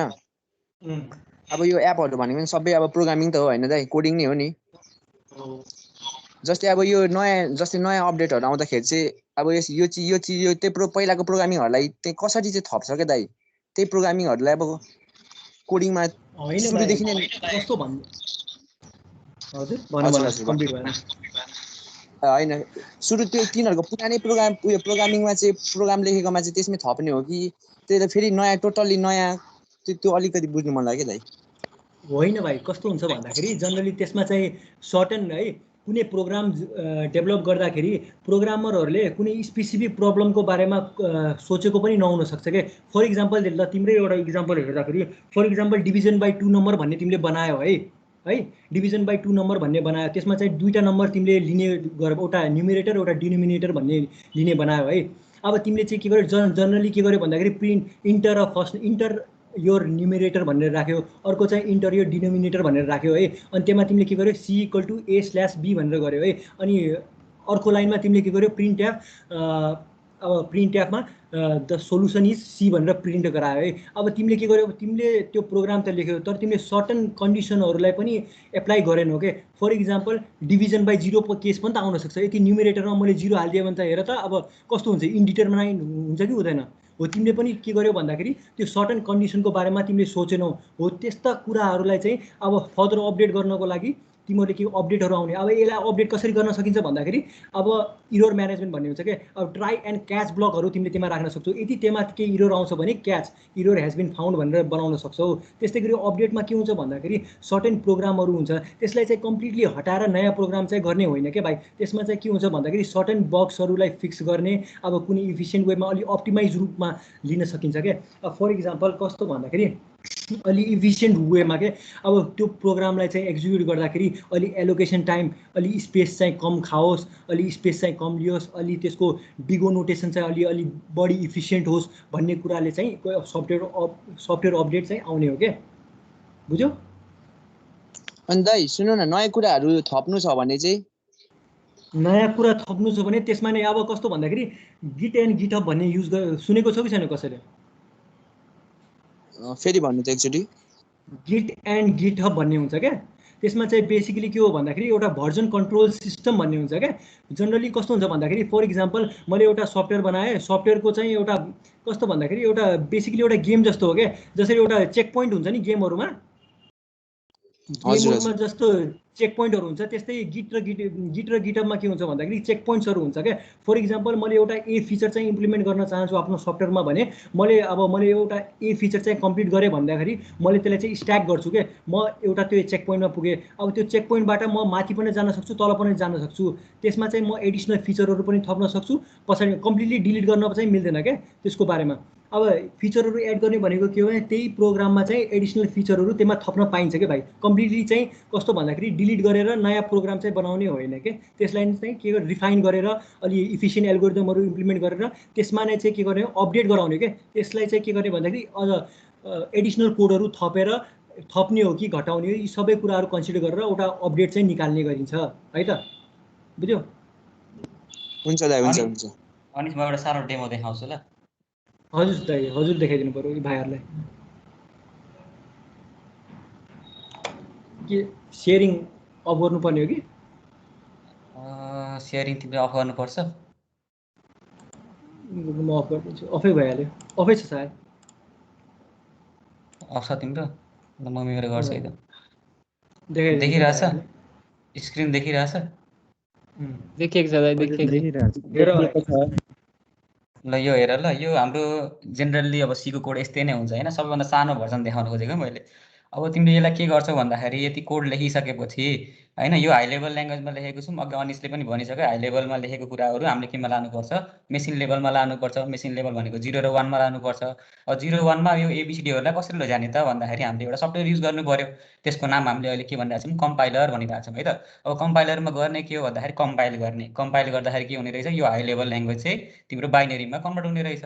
अब म यसलाई कम्पाइल गर्छु है त, यसलाई हेर कम्पाइल गरेँ। कम्पाइल गर्दाखेरि कम्पाइलेसन रिजल्ट भन्ने यहाँ तल देखाएको छ, मेरो इरर पनि छैन, वार्निङ पनि छैन भनेको, सबै ठिक छ भनेको। अब यसलाई म के गर्छु, रन गर्छु है त। यसलाई म रन गर्दाखेरि मैले त्यहाँ के गरेको थिएँ, स्क्रिनमा मैले just print of my version 1 भनेर लेखेको भएर यहाँनिर आउटपुट पनि मेरो के आइरहेछ, माई भर्जन 1 भनेर आइरहेछ है त। अब यो के हुन्छ भन्दाखेरि यो माई भर्जन 1 डट इएक्सी भनेर त मेरो यो मैले इक्जाम्पल के लेखिरहेको छु यहाँ हेरेर, नाम भनेको भर्जन इक्जाम्पल डट सिपिपी भनेर लेखिरहेको छु नि। अब यो चाहिँ के हुन्छ भन्दाखेरि चाहिँ मेरो भर्जन इक्जाम्पल डट इएक्सी भनेर सेभ हुन्छ। यो अहिले जुन रन भइरहेको छ यहाँ हेरेर त, यहाँ नाम हेरेर यहाँ देखिन्छ स्क्रिनमा डट इएक्सी भनेर के हुन्छ, एक्जिक्युट हुन्छ। यो एक्जिक्युट भइसक्यो नि, यो एक्जिक्युट हुनु भनेको तिम्रो मोबाइलमा अहिले चलिरहेको एप भन्ने सम्झ है त। त्यो एपले के गर्दो रहेछ भन्दाखेरि जस्ट स्क्रिनमा माई भर्जन 1 देखाउने रहेछ, ठिक छ। अब मैले के गरेँ भन्दाखेरि यो एपमा मैले अपडेट गरेँ, केही कुरा मैले अपडेट गरेँ।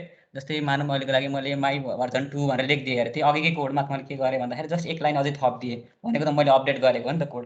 अब यो कोड अपडेट गरिसकेपछि मैले के गर्छु भन्दाखेरि यो तिमीहरूलाई सबैलाई नोटिफिकेसनमा पठाउँछु। अब तिमीहरू सबैकोमा के आइरहेछ भन्दाखेरि ए भर्जनको अपडेट आइरहेछ है भनेर आउँछ है त। तिमीले अब के गर्छौ भन्दाखेरि त्यो अपडेटलाई डाउनलोड गर्छौ। डाउनलोड गरेको छौ, इन्स्टल गरेको छैनौ है त। डाउनलोड गरेर इन्स्टल नगर्दा पनि के हुँदो रहेछ भन्दाखेरि लिएर अघि हामीले रन गर्दाखेरि के आइरहेको थियो, माई भर्जन 1 आइरहेको थियो नि। तर मैले अलिक कोड त अपडेट गरिसकेँ, अपडेट गरिसकेपछि पनि मैले रन गर्दाखेरि के आउँछ, माई भर्जन 1 नै भनेर आउँछ क्या। किनभने तिमीले डाउनलोड त गरेको छौ तर इन्स्टल गरेको छैनौ नि त अझै। तिमीले के गर्नुपर्छ, पहिला इन्स्टल गर्नुपर्छ। इन्स्टल गर्नु भनेको चाहिँ के भन्दाखेरि चाहिँ त्यो इन्स्टल गर्दाखेरि फेरि यो प्रोग्राम चाहिँ रिरन हुन्छ क्या तिम्रो, त्यो के हुन्छ, रिइन्स्टल हुन्छ। रिइन्स्टल गर्नु भनेको चाहिँ यो बटन। मैले फेरि के गरेँ, कम्पाइल एन्ड रन गरेँ। अब यहाँ आएर त के आउँछ, माई भर्जन 1 र माई भर्जन 2 भनेर आइरहेछ। अपडेट भएको भर्जन तिम्रो के भइरहेछ, रन भइरहेको छ। यसरी चाहिँ तिम्रो मोबाइलहरूमा अपडेट हुन्छ है त। सिम्पल इक्जाम्पल हो, जस्ट यसरी इमेजिन गर्न सक्छौ, ठिक छ। ठिक छ दाइ, एकदम ठिक छ। ल अनि तिमी कन्ट्रोल बुझ्यो? बुझ्यो दाइ। यस कताबाट स्क्रिन अफ गर्ने, ल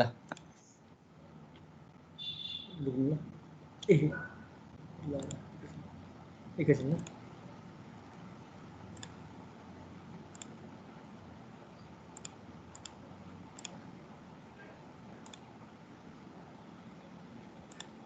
एकैछिन है, ल कहाँ गयो स्लाइड।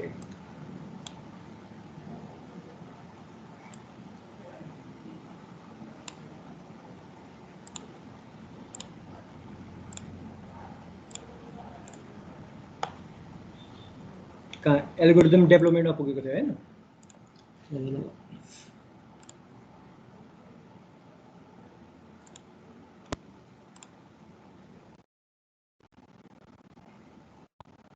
स्क्रिन आयो दाइ, आयो। आयो दाइ। के भयो,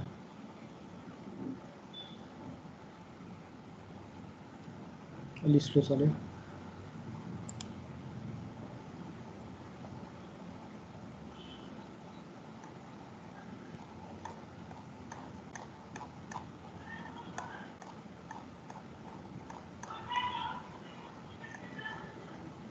अब हेर है, एल्गोरिदम डेभलपमेन्टमा पुगेको थियो है। एल्गोरिदम डेभलपमेन्ट भाइले बुझ्यो कि बुझेन अघिनको? बुझ्यो दाइ बुझ्यो। अब ठ्याक्कै यो सकिएको थियो अघि नै। हो अब के भन्यो भन्दाखेरि अपडेट हुँदाखेरि कहिले पनि त्यो प्रि एक्जिस्टिङ कोडलाई चाहिँ हटाएर चाहिँ कम्प्लिटली एउटा नयाँ कोड चाहिँ लेखिने होइन, बुझ्यौ नि? त्यसको मिनिङ चाहिँ त्यही हो क्या। अब त्यो जनरली प्र्याक्टिस गरेर तिमीहरूले आफै पनि प्रोग्रामिङ गर्नु पऱ्यो है। त्यसको लागि प्रोग्रामिङ गर्नु पऱ्यो, नयाँ नयाँ कुराहरू सिक्नु पऱ्यो, साथीहरूसँग सेयर गर्नु पऱ्यो, अनि त्यसरी चाहिँ सिकिने हो क्या तिमीहरूले। अब त्यो गिट एन्ड गिटहबको पनि एउटा क्लास चाहिँ म तिमीहरूलाई रिसोर्सेस प्रोभाइड गर्ला। त्यो यो जनरली कस्तो हुन्छ भन्दाखेरि कम्प्युटर इन्जिनियरिङ विद्यार्थीहरूको लागि चाहिँ गिट एन्ड गिटहब भनेको कोडिङ गर्नुभन्दा पहिलेको कुरा हो क्या। फर्स्ट स्टेप भनेको चाहिँ गिट एन्ड गिटहब नै हो क्या तिमीहरूको लागि। अब जनरली तिमीहरूले के गर्छौ भन्दाखेरि एउटा प्रोग्राम लेख्छौ, प्रोग्राम लेखिसकेपछि त्यो प्रोग्रामलाई चाहिँ एउटा फाइलमा चाहिँ सेभ गरेर आफ्नो कम्प्युटरमै राख्ने गर्छौ है। अनि त्यसपछि अझ त्यसमा चाहिँ एउटा नयाँ फिचर एड गर्ने मन लाग्यो भने त्यसको के गर्छौ, कपी बनाउँछौ क्या तिमीहरूले। कपी बनाएर त्यसलाई चाहिँ अर्को भर्जन 2 भन्ने नाम दिन्छौ, अनि त्यसलाई चाहिँ गर्छौ, त्यसरी चाहिँ राख्ने गर्छौ क्या। हो त्यसरी चाहिँ गर्नु भएन क्या भाइ। त्यसको लागि एउटा के हुन्छ भन्दाखेरि भर्जन कन्ट्रोल सिस्टम भन्ने बनाएको हुन्छ क्या।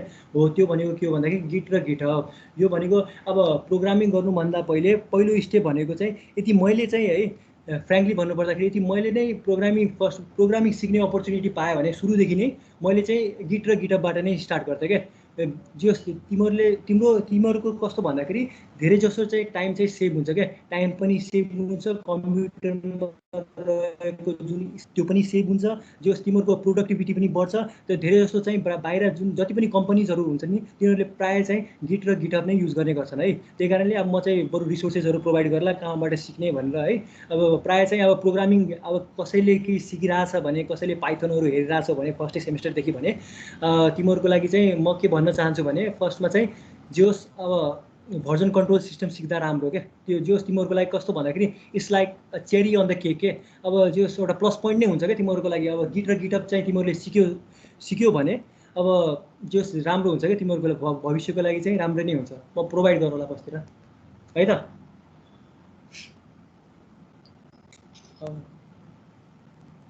अब हेर है फ्लो चार्टिङ भयो है। अब फ्लो चार्टिङमा कस्तो थियो, फ्लो चार्टिङमा कस्तो थियो भन्दाखेरि एल्गोरिदममा के थियो भन्दाखेरि सर्टेन स्टेप्सहरूलाई हामीले के गरेको थियौँ, डिभाइड गरेको थियौँ। डिभाइड गरेर त्यो डिभाइड जतिसुकै पनि हामीले यो प्रोसेसहरू गर्छौँ ती सबै प्रोसेसहरूलाई हामीले सब टपिक सब कम्पोनेन्टमा चाहिँ डिभाइड गर्न सक्छौँ।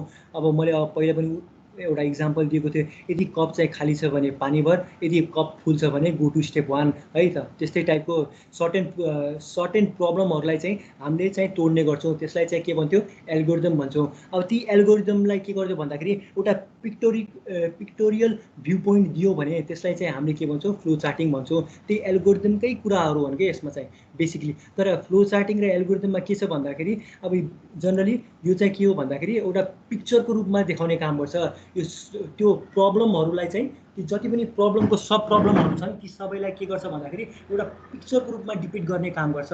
त्यही कारणले त्यसलाई के भन्छौँ, फ्लो चार्टिङ भन्ने गर्छौँ। त्यही कारणले यहाँ के भने a picture is worth of 1000 words, that is true है। अब कस्तो भन्दाखेरि जनरली तिमीहरूले के भन्दाखेरि एउटा कोलाबोरेटिभ वर्कहरू गरिरहेछौ, एउटा प्रब्लम तिमीहरूले सल्भ गर्ने मन लाग्यो, एउटा टिम लिएर एउटा प्रब्लम सल्भ गर्ने मन लाग्यो भने तिमीहरूले जनरली के गर्छौ, एल्गोरिदम बनाउँछौ। एल्गोरिदम बनाइसकेपछि त्यसको फ्लो चार्ट नै जेनेरेट गर्छौ। एल्गोरिदम चाहिँ जनरली तिमीहरूले हेर्दैनौ, फ्लो चार्ट नै हेर्ने गर्छौ। फ्लो चार्टबाट के हुन्छ भन्दाखेरि जनरली त्यो कुरा ओभरभ्यू चाहिँ दिइहाल्छ क्या। त्यो प्रब्लममा जनरली के प्रब्लमहरू अराइज हुनसक्छ, त्यसमा कन्डिसनल स्टेटमेन्टहरू कस्तो छ, त्यसमा के अपरेसन्सहरू क्यारी आउट भएको छ, यी सबै कुराहरू चाहिँ तिमीहरूले के हो, फ्लो चार्टबाट हेर्न सक्छौ है त। अब जनरली यसले के हेल्प गर्छ भन्ने कुरा हेरौँ है। अब flow chart is a picture of a separate step of a process in sequential order है। अब के भन्न खोजेको भन्दाखेरि जुन एल्गोरिदममा सर्टेन प्रब्लमको जुन स्टेप्समा हामीले डिभाइड गरेको थियौँ ती स्टेप्सहरूलाई हामीले के एउटा पिक्टोरिकल भ्यू पोइन्ट दिएको छौँ क्या फ्लो चार्टमा। अब यसमा चाहिँ के हो भन्दाखेरि एउटा जेनेरिक टुल हो जसमा चाहिँ के हो भन्दाखेरि फ्लो चार्ट चाहिँ प्रोग्रामिङमा नभए तापनि प्रोग्रामिङको साथसाथै अरू विभिन्न सेक्टर्सहरूमा पनि फ्लो चार्टिङको उपयोग गरिन्छ है त। जनरली टिम मिटिङ्सहरूमा गरिन्छ, अब ग्रुप प्लानिङमा गरिन्छ, टिम म्यानेजमेन्टहरूमा गरिन्छ, म्यानुफ्याक्चरिङ प्रोसेसमा गरिन्छ। त्यही कारणले यसलाई हामीले के भन्छौँ, कमन प्रोसेस एनालाइसिस टुल पनि भन्ने गर्छौँ। प्रोग्रामिङमा पनि फ्लो चार्ट हुन्छ, तर प्रोग्रामिङको बाहिर पनि हामीले फ्लो चार्टहरू देख्छौँ है। अब जस्तै अब म्यानुफ्याक्चरिङ प्रोसेसमा पनि देख्ने गर्छौँ, एडमिनिस्ट्रेटिभ प्रोसेसहरूमा पनि देख्न सक्छौँ, सर्भिस प्रोसेसमा देख्न सक्छौँ, सक्छौ और प्रोजेक्ट प्लानहरुमा पनि देख्न सक्छौ फ्लो चार्टिङ है। अब यसले चाहिँ यसको एडभान्टेजहरु के छ भन्दाखेरि इट हेल्प्स इन कम्युनिकेसन। यदि म प्रोग्रामर छु, अब अर्को साथी पनि मेरो प्रोग्रामर छ भने मैले उलाई आफ्नो प्रब्लम चाहिँ देखाउन चाहे भने मैले फ्लो चार्टको थ्रु चाहिँ देखाउन सक्छु, so that we can easily understand what is going on के, बुझ्यो नि। त्यही कारणले यसलाई के भन्छौ इफेक्टिभ एनालाइसिस पनि भन्ने गर्छौँ है त। अब जनरली फ्लो चार्टिङ चाहिँ तिमीहरूले के प्रोपर डकुमेन्टेसन, जब तिमीहरूले डकुमेन्टेसन प्रोसेस जब तिमीहरूले क्यारी आउट गर्छौ त्यो डकुमेन्टेसन प्रोसेसमा चाहिँ एउटा फ्लो चार्टको पनि महत्त्वपूर्ण भूमिका हुन्छ। एक्चुअली त्यो प्रोग्राम हामीले कसरी गरेको हो, के टेक्निकहरू युज गरेको हो, यी सबै कुराहरू फ्लो चार्टले चाहिँ डिपिक्ट गर्ने काम गर्छ है त। त्यसको साथसाथै फ्लो चार्टले के गर्छ भन्दाखेरि इफिसियन्ट कोडिङलाई चाहिँ पनि अलिक स्ट्रेन्थ दिने काम गर्छ। यदि फ्लो चार्ट राम्रो छ भने के हो भन्दाखेरि कोडिङ पनि राम्रो हुन्छ अल्टिमेटली। अब फ्लो चार्ट राम्रो छ भने मिनिङ के बुझियो भन्दाखेरि एल्गोरिदम चाहिँ हाम्रो इफेक्टिभ छ भन्ने बुझियो। एल्गोरिदम इफेक्टिभ छ भने फ्लो चार्ट चाहिँ राम्रो छ भन्ने बुझियो। फ्लो चार्ट चाहिँ राम्रो छ भने इफिसियन्ट कोडिङ पनि हुन्छ भन्ने बुझिन्छ है त। अब अनि के हुन्छ भन्दाखेरि फाइनली अनि हामी के गर्छौँ कोडिङतिर लाग्छौँ। अब जनरली अब बेसिक बिगिनरहरूको मेन गल्ती के हुन्छ भन्दा एउटा प्रब्लम भयो डाइरेक्ट कोडिङ गर्न बस्छ, द्याट इज कम्प्लिटली रङ है। अब बेसिकली मैले पहिले पनि भने त्यसमा चाहिँ सर्टेन स्टेप्सहरू हुन्छ है। अब जनरली के हो सुरुमा हामीले के गर्नु पऱ्यो, प्रब्लमलाई राम्ररी बुझ्नु पऱ्यो। प्रब्लमलाई बुझिसकेपछि हामीले त्यसको एल्गोरिदम बनाउनु पऱ्यो। एल्गोरिदम बनाइसकेपछि हामीले के गर्छौँ फ्लो चार्ट जब बनाउँछौँ, फ्लो चार्ट बनाइसकेपछि मात्र बल्ल अनि हामी के गर्छौँ कोडिङतिर लाग्छौँ है त। कोडिङमा पनि भिन्न प्रकारका प्रोग्रामिङ ल्याङ्ग्वेजेसहरू युज गर्छौँ हामीहरूले अनि मात्र। त्यही कारणले हजुर हजुर भनेपछि गुड कोडिङको 4वटा स्टेप्स छन् हो होइन, पछाडि पनि छन्, तर कोडिङ गर्नुभन्दा पहिले चाहिँ स्टार्टमा कति छन् भन्दाखेरि 3वटा प्रोसेस चाहिँ हामीले ध्यान दिनुपर्छ। सुरुमा चाहिँ प्रब्लमलाई चाहिँ राम्ररी बुझ्नु पऱ्यो। त्यो प्रब्लमलाई बुझिसकेपछि त्यो प्रब्लममा आउने सब प्रब्लम्सहरू के छन् त्यसलाई चाहिँ हामीले एउटा एल्गोरिदममा एल्गोरिदम बनाउनु पऱ्यो। त्यसको एल्गोरिदम बनाइसकेपछि एल्गोरिदमबाट हामीले फ्लो चार्ट बनाउनु पऱ्यो। फ्लो चार्ट बनाइसकेपछि मात्र हामीले कोडिङ गर्ने हो कि। जनरली अब त्यो कोडिङ भनेको जनरली भन्दाखेरि अब इन्टायर अब एउटा सफ्टवेयर छ भने कोडिङ चाहिँ जस्ट एउटा 30% मात्र हो क्या कोडिङ। त्यसको 70% चाहिँ बेसिकली प्रब्लम एनालाइसिस भयो, फ्लो चार्टिङ भयो, एल्गोरिदम डेभलपमेन्ट भयो, यी सबै कुराहरू आउँछ क्या, बुझ्यो नि। कोडिङ चाहिँ बेसिकली 30% क्यारी आउट गर्छ क्या भन्नुपर्दाखेरि है त। अब हेर है, अब कोडिङ भनेको के हो, transforming the program logic design into computer language format. जुन प्रोग्राम लजिक डिजाइन छ, जुन हामीले फ्लो चार्टबाट जुन हामीले लजिक डिजाइन जेनेरेट गरेको छौँ, ती लजिक डिजाइनलाई हामीले के गर्छौँ एउटा कम्प्युटर ल्याङ्ग्वेज फर्मेटमा कन्भर्ट गर्छौँ, so that computer can easily understand the problem है।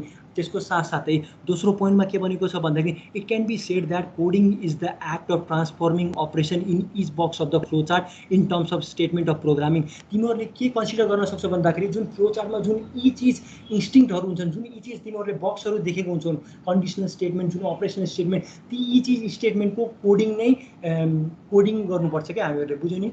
अब जुन फ्लो चार्टमा हामीले इच बक्सहरू देख्छौँ ती इच बक्सको चाहिँ हामीले स्टेटमेन्टहरू लेख्छौँ, त्यसलाई नै हामीले के भन्छौँ कोडिङ भन्छौँ है त। अब the task of coding is only less than 30% of the total task to solve a problem है त। अब मैले पहिले पनि भने कोडिङ चाहिँ जनरली के हो भन्दाखेरि 30% मात्र हो टोटल टास्कको। अब जनरली 70%मा के पर्छ भन्दाखेरि डकुमेन्टेसन भयो, टेस्टिङ एन्ड डिबगिङ भन्ने कुरा हुन्छ, प्रब्लम एनालाइसिस हुन्छ, एल्गोरिदमिक डेभलपमेन्ट भन्ने हुन्छ, फ्लो चार्टिङ भन्ने हुन्छ, यस्ता थुप्रै कुराहरू हुन्छन् क्या भाइ। त्यही कारणले कोडिङलाई चाहिँ 100% को रूपमा चाहिँ नल्याऊ है।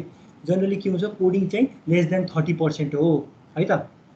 के क्वेसन सोध्नु छ? डकुमेन्टेसन भनेको चाहिँ के हो? हजुर डकुमेन्टेसन भनेको चाहिँ अब आउँछ भाइ, लास्ट स्टेपमा छ डकुमेन्टेसन, म बुझाइहाल्छु है त। ए हुन्छ हुन्छ ल त ल। अब हेर है, अनि अब के आउँछ भन्दाखेरि कम्पाइलेसन एन्ड एक्जिक्युसन। अब कोडिङ गरिसकेपछि हामीले के गर्नु पर्यो, त्यसलाई कम्पाइल गर्नु पर्यो। कम्पाइलेसनले के गर्छ, कोड लेखेको हुन्छ त्यसलाई चाहिँ के गर्छ टपदेखि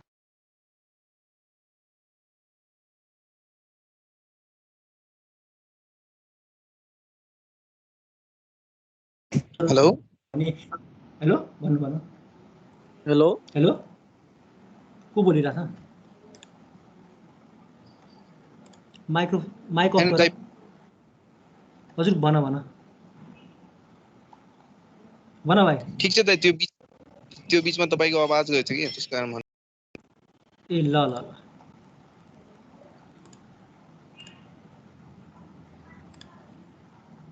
है त। अब कम्पाइलेसन एन्ड एक्जिक्युसन भन्ने आयो है। कम्पाइलेसन एन्ड एक्जिक्युसनमा के थियो भन्दाखेरि अब हामीले कुनै एउटा प्रोग्राम लेख्छौँ, त्यो प्रोग्रामलाई के गर्छौँ भन्दाखेरि एउटा कम्पाइलर युज गरेर हामीले त्यसलाई कम्पाइल गर्छौँ। कम्पाइल गरिसकेपछि कम्पाइलरले के गर्छ, टपदेखि बटममा जान्छ। टपदेखि बटममा जाँदाखेरि त्यहाँ चाहिँ केही कुनै पनि साइन्ट्याक्स एररहरू छ कि छैन भन्ने कुरा चेक गर्छ। यदि त्यहाँ कुनै पनि साइन्ट्याक्स एरर छैन भने then it is finally ready for its execution. एक्जिक्युसनको लागि ऊ चाहिँ रेडी हुन्छ है त। The process of changing high level language into machine level language is known as compilation भन्ने गर्छौँ। त्यसलाई चाहिँ हामीले के भन्छौँ, कम्पाइलर भन्ने गर्छौँ। Once the compiler process is completed it is link with other object programs needed for execution resulting in binary of program है। मैले पहिले पनि भनेको थिएँ, कम्पाइलरले के गर्छ, हाई लेभल ल्याङ्ग्वेजलाई मसिन लेभल ल्याङ्ग्वेजमा कन्भर्ट गर्ने गर्छ। मसिन लेभल ल्याङ्ग्वेज भनेको के हो, वान्स र जिरोजमा कन्भर्ट गर्ने काम गर्छ है त। अब हेर त, देन दिस बाइनरी जुन बाइनरी प्रोग्राम छ त्यो चाहिँ के हुन्छ, is loaded into the memory. अनि त्यो 1s and 0s चाहिँ हाम्रो ऱ्याममा गएर बस्छ।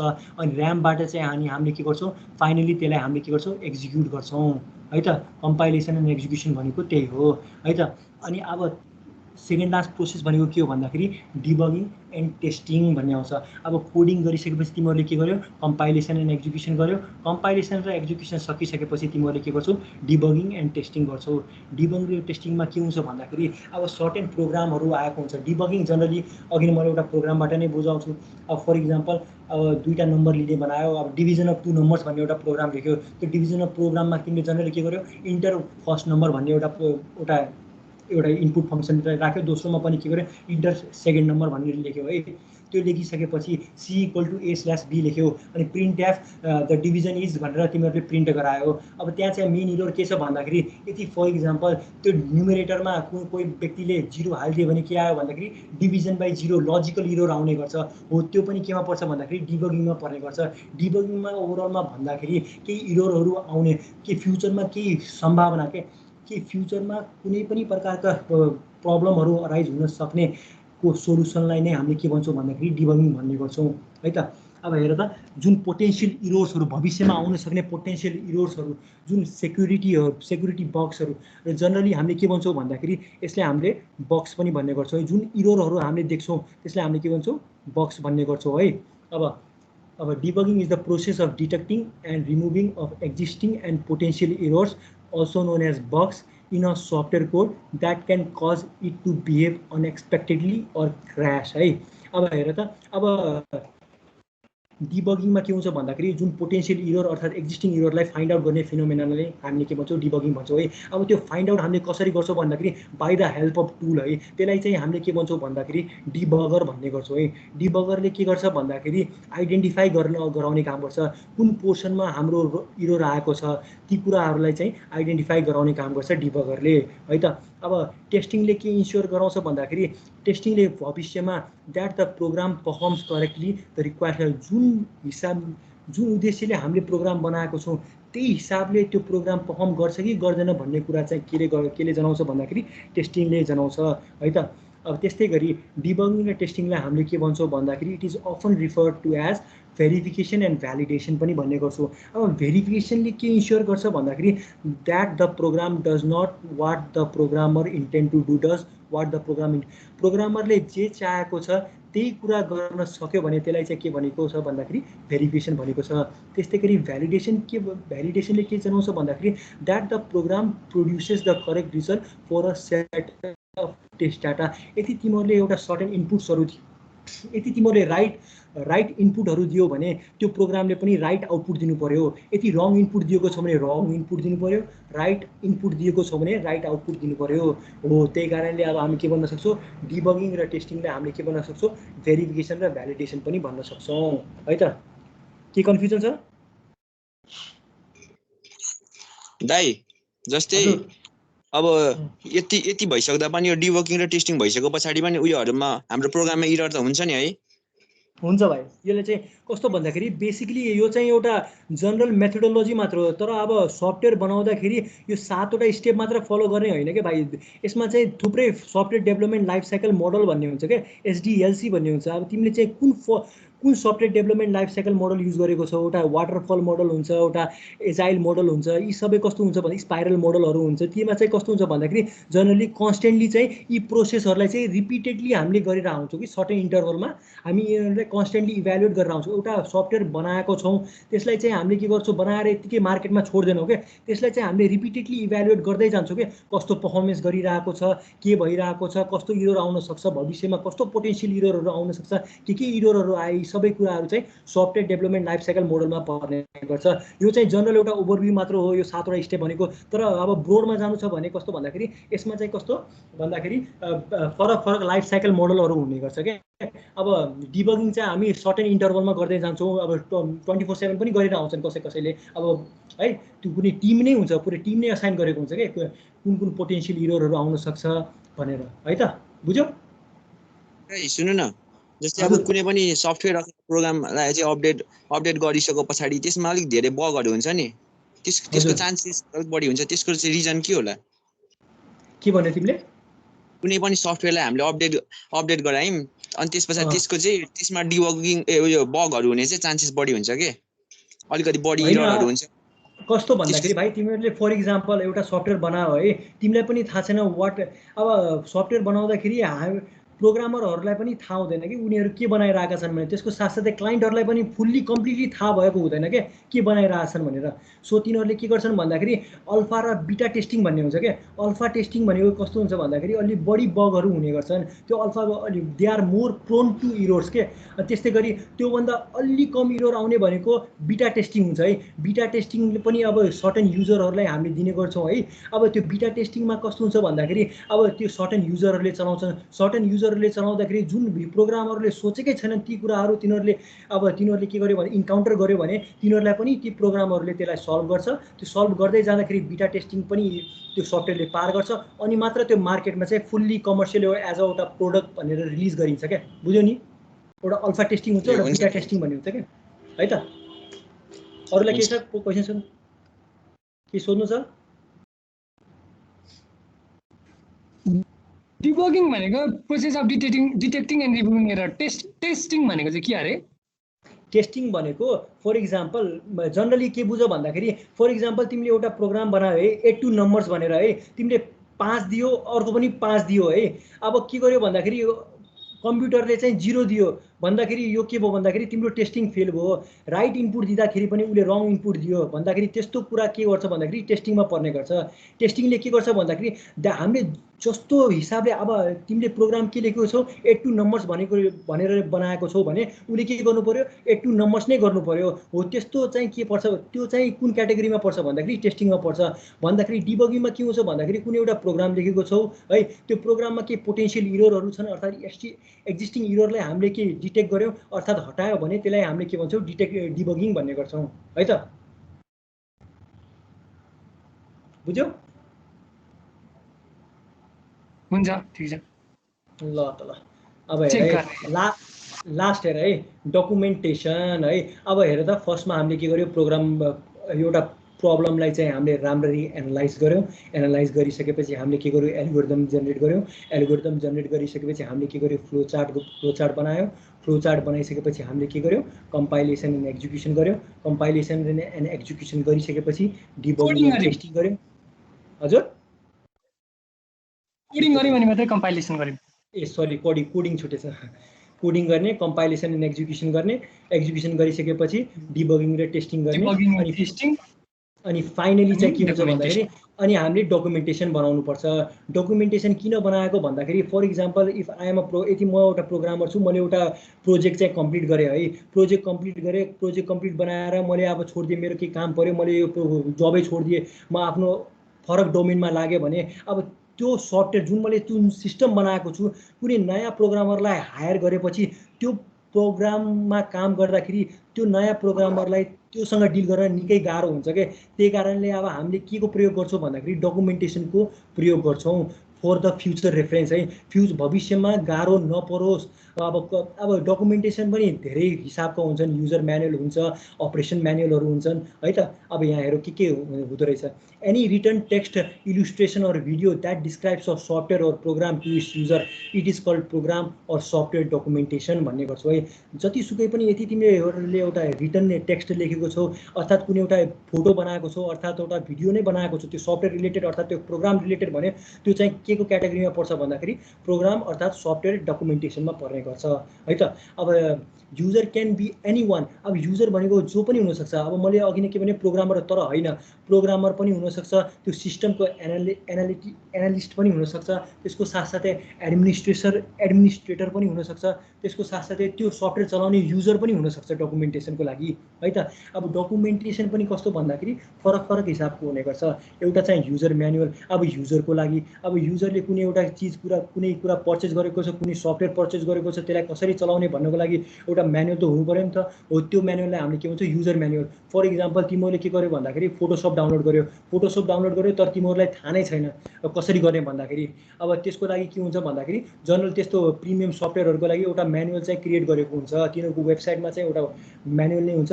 हो, त्यस्तो म्यानुअललाई हामीले के भन्छौँ, युजर म्यानुअल भन्ने गर्छौँ। त्यो सफ्टवेयरलाई कसरी चलाउने, कसरी ट्याकल गर्ने भन्ने कुरा चाहिँ केमा पर्छ, युजर म्यानुअलमा पर्ने गर्छ।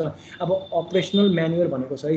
अपरेसनल म्यानुअल भनेको त्यो सिस्टमलाई चाहिँ हामीले कसरी चलाउने, कसरी जोड्ने, कुनै हार्डवेयर तिमीहरूले पर्चेज गरेको छ, त्यसलाई कसरी जोड्ने, कसरी अपरेट गर्ने, कुन इन्डिकेटर आउँदाखेरि कस्तो हुन्छ, के हुँदो रहेछ भन्ने कुरा चाहिँ केमा पर्छ, अपरेसनल म्यानुअलमा पर्छ। त्यस्तै गरी टेस्टिङ डकुमेन्ट्स भन्यो है। अब टेस्टिङ डकुमेन्ट्समा के हुन्छ भन्दाखेरि सर्टेन मैले एउटा प्रोग्राम लेखेँ, प्रोग्रामलाई मैले डिस्क्राइब गरेँ, प्रोग्राम बनाइसकेपछि त्यो प्रोग्रामलाई मैले ब्रिफली डिस्क्राइब गरेँ डकुमेन्टमा, सो द्याट अब त्यो डकुमेन्ट चाहिँ मैले कसलाई गर्छु, एउटा टेस्टिङ फ्याकल्टीलाई मैले प्रोभाइड गर्ने गर्छु। त्यो टेस्टिङ डिपार्टमेन्टमा चाहिँ जुन टेस्टरहरू हुन्छन्, ती टेस्टरहरूले के चेक गर्छन् भन्दाखेरि टेस्टिङ डकुमेन्ट हेर्ने गर्छन्। त्यो टेस्टिङ डकुमेन्टमा चाहिँ उसले त्यो प्रोग्रामरले चाहिँ के इम्प्लिमेन्ट गरेको रहेछ, कुन एल्गोरिदम युज गरेको रहेछ, के स्ट्याकहरू युज गरेको रहेछ भन्ने कुरा चाहिँ यो टेस्टिङ डकुमेन्टले चाहिँ डिपिक्ट गर्ने काम गर्छ है त। These are some examples of documentation है। अब there are some guidance for creating the document है। अब डकुमेन्ट पनि यतिकै हावातालमा बनाउने कुरा होइन क्या, त्यसमा पनि सर्टेन ल हुने गर्छ कसरी बनाउने है, त्यसमा पनि हुन्छ। अब सफ्टवेयर इन्जिनियरिङ पनि पढ्छ तिमीले 5th सेमेस्टरमा भन्ने हुन्छ कम्प्युटर इन्जिनियरिङको, त्यसमा चाहिँ भनेको हुन्छ कि डकुमेन्टेसन कसरी बनाउने, एउटा एसआरएस डकुमेन्ट भन्ने हुन्छ, त्यो पछि चाहिँ कुरा गरौँला है। अब हेर है, अब documentation should be from the point of view of the reader. अब रिडरको पोइन्ट अफ भ्यूबाट डकुमेन्टेसन बनाउनु पर्छ, so that they can easily understand what is going on behind the scene है। अब त्यसको साथसाथै अब त्यो डकुमेन्टेसनमा के हुन्छ भन्दाखेरि इन्डस्ट्री स्ट्यान्डर्ड्सहरू इम्प्लिमेन्ट गरेको हुनु पऱ्यो। इन्डस्ट्री स्ट्यान्डर्ड्स भन्दाखेरि अब कुनै आइएसओ, इन्डस्ट्री स्ट्यान्डर्डाइजेसन इन्डस्ट्री के पो भन्छन्, आइएसओ क्वालिफाइड हुनुपर्छ क्या बेसिकली भन्दाखेरि। अब म त्यसको फुल फर्म चाहिँ बिर्सिएँ। अब त जनरली के हुन्छ भन्दाखेरि industry standard should be use. अब सर्टेन प्रोटोकल्सहरू युज गरेको हुनुपर्छ। अब फर इक्जाम्पल नेटवर्क सिस्टम भयो, कम्प्युटर नेटवर्ककै अब तिमीहरूले एउटा डकुमेन्टेसन बनायो भन्दाखेरि कुन प्रोटोकल युज गरेको छ भन्ने कुरा चाहिँ डकुमेन्टेसनमा इन्क्लुड गर्नु पर्यो है। त्यस्तै गरी document should always be updated. त्यसको साथसाथै यदि हामी डिबगिङ र टेस्टिङ पनि एउटा सर्टेन इन्टरभल अफ टाइममा गरिरहेका छौँ भने डकुमेन्टेसन पनि हामीले के गर्नु पऱ्यो, रेगुलरली अपडेट गरिराख्नु पर्यो है त। Any outdated document should be phased out है। अब कुनै पनि आउटडेटेड डकुमेन्ट छ भने हामीले के गर्नु पऱ्यो, त्यसलाई हटाउनु पऱ्यो र नयाँ डकुमेन्ट चाहिँ बनाउनु पऱ्यो तुरुन्तै है त। के क्वेसन छ, के कन्फ्युजन छ सोध्दा आउँछ है।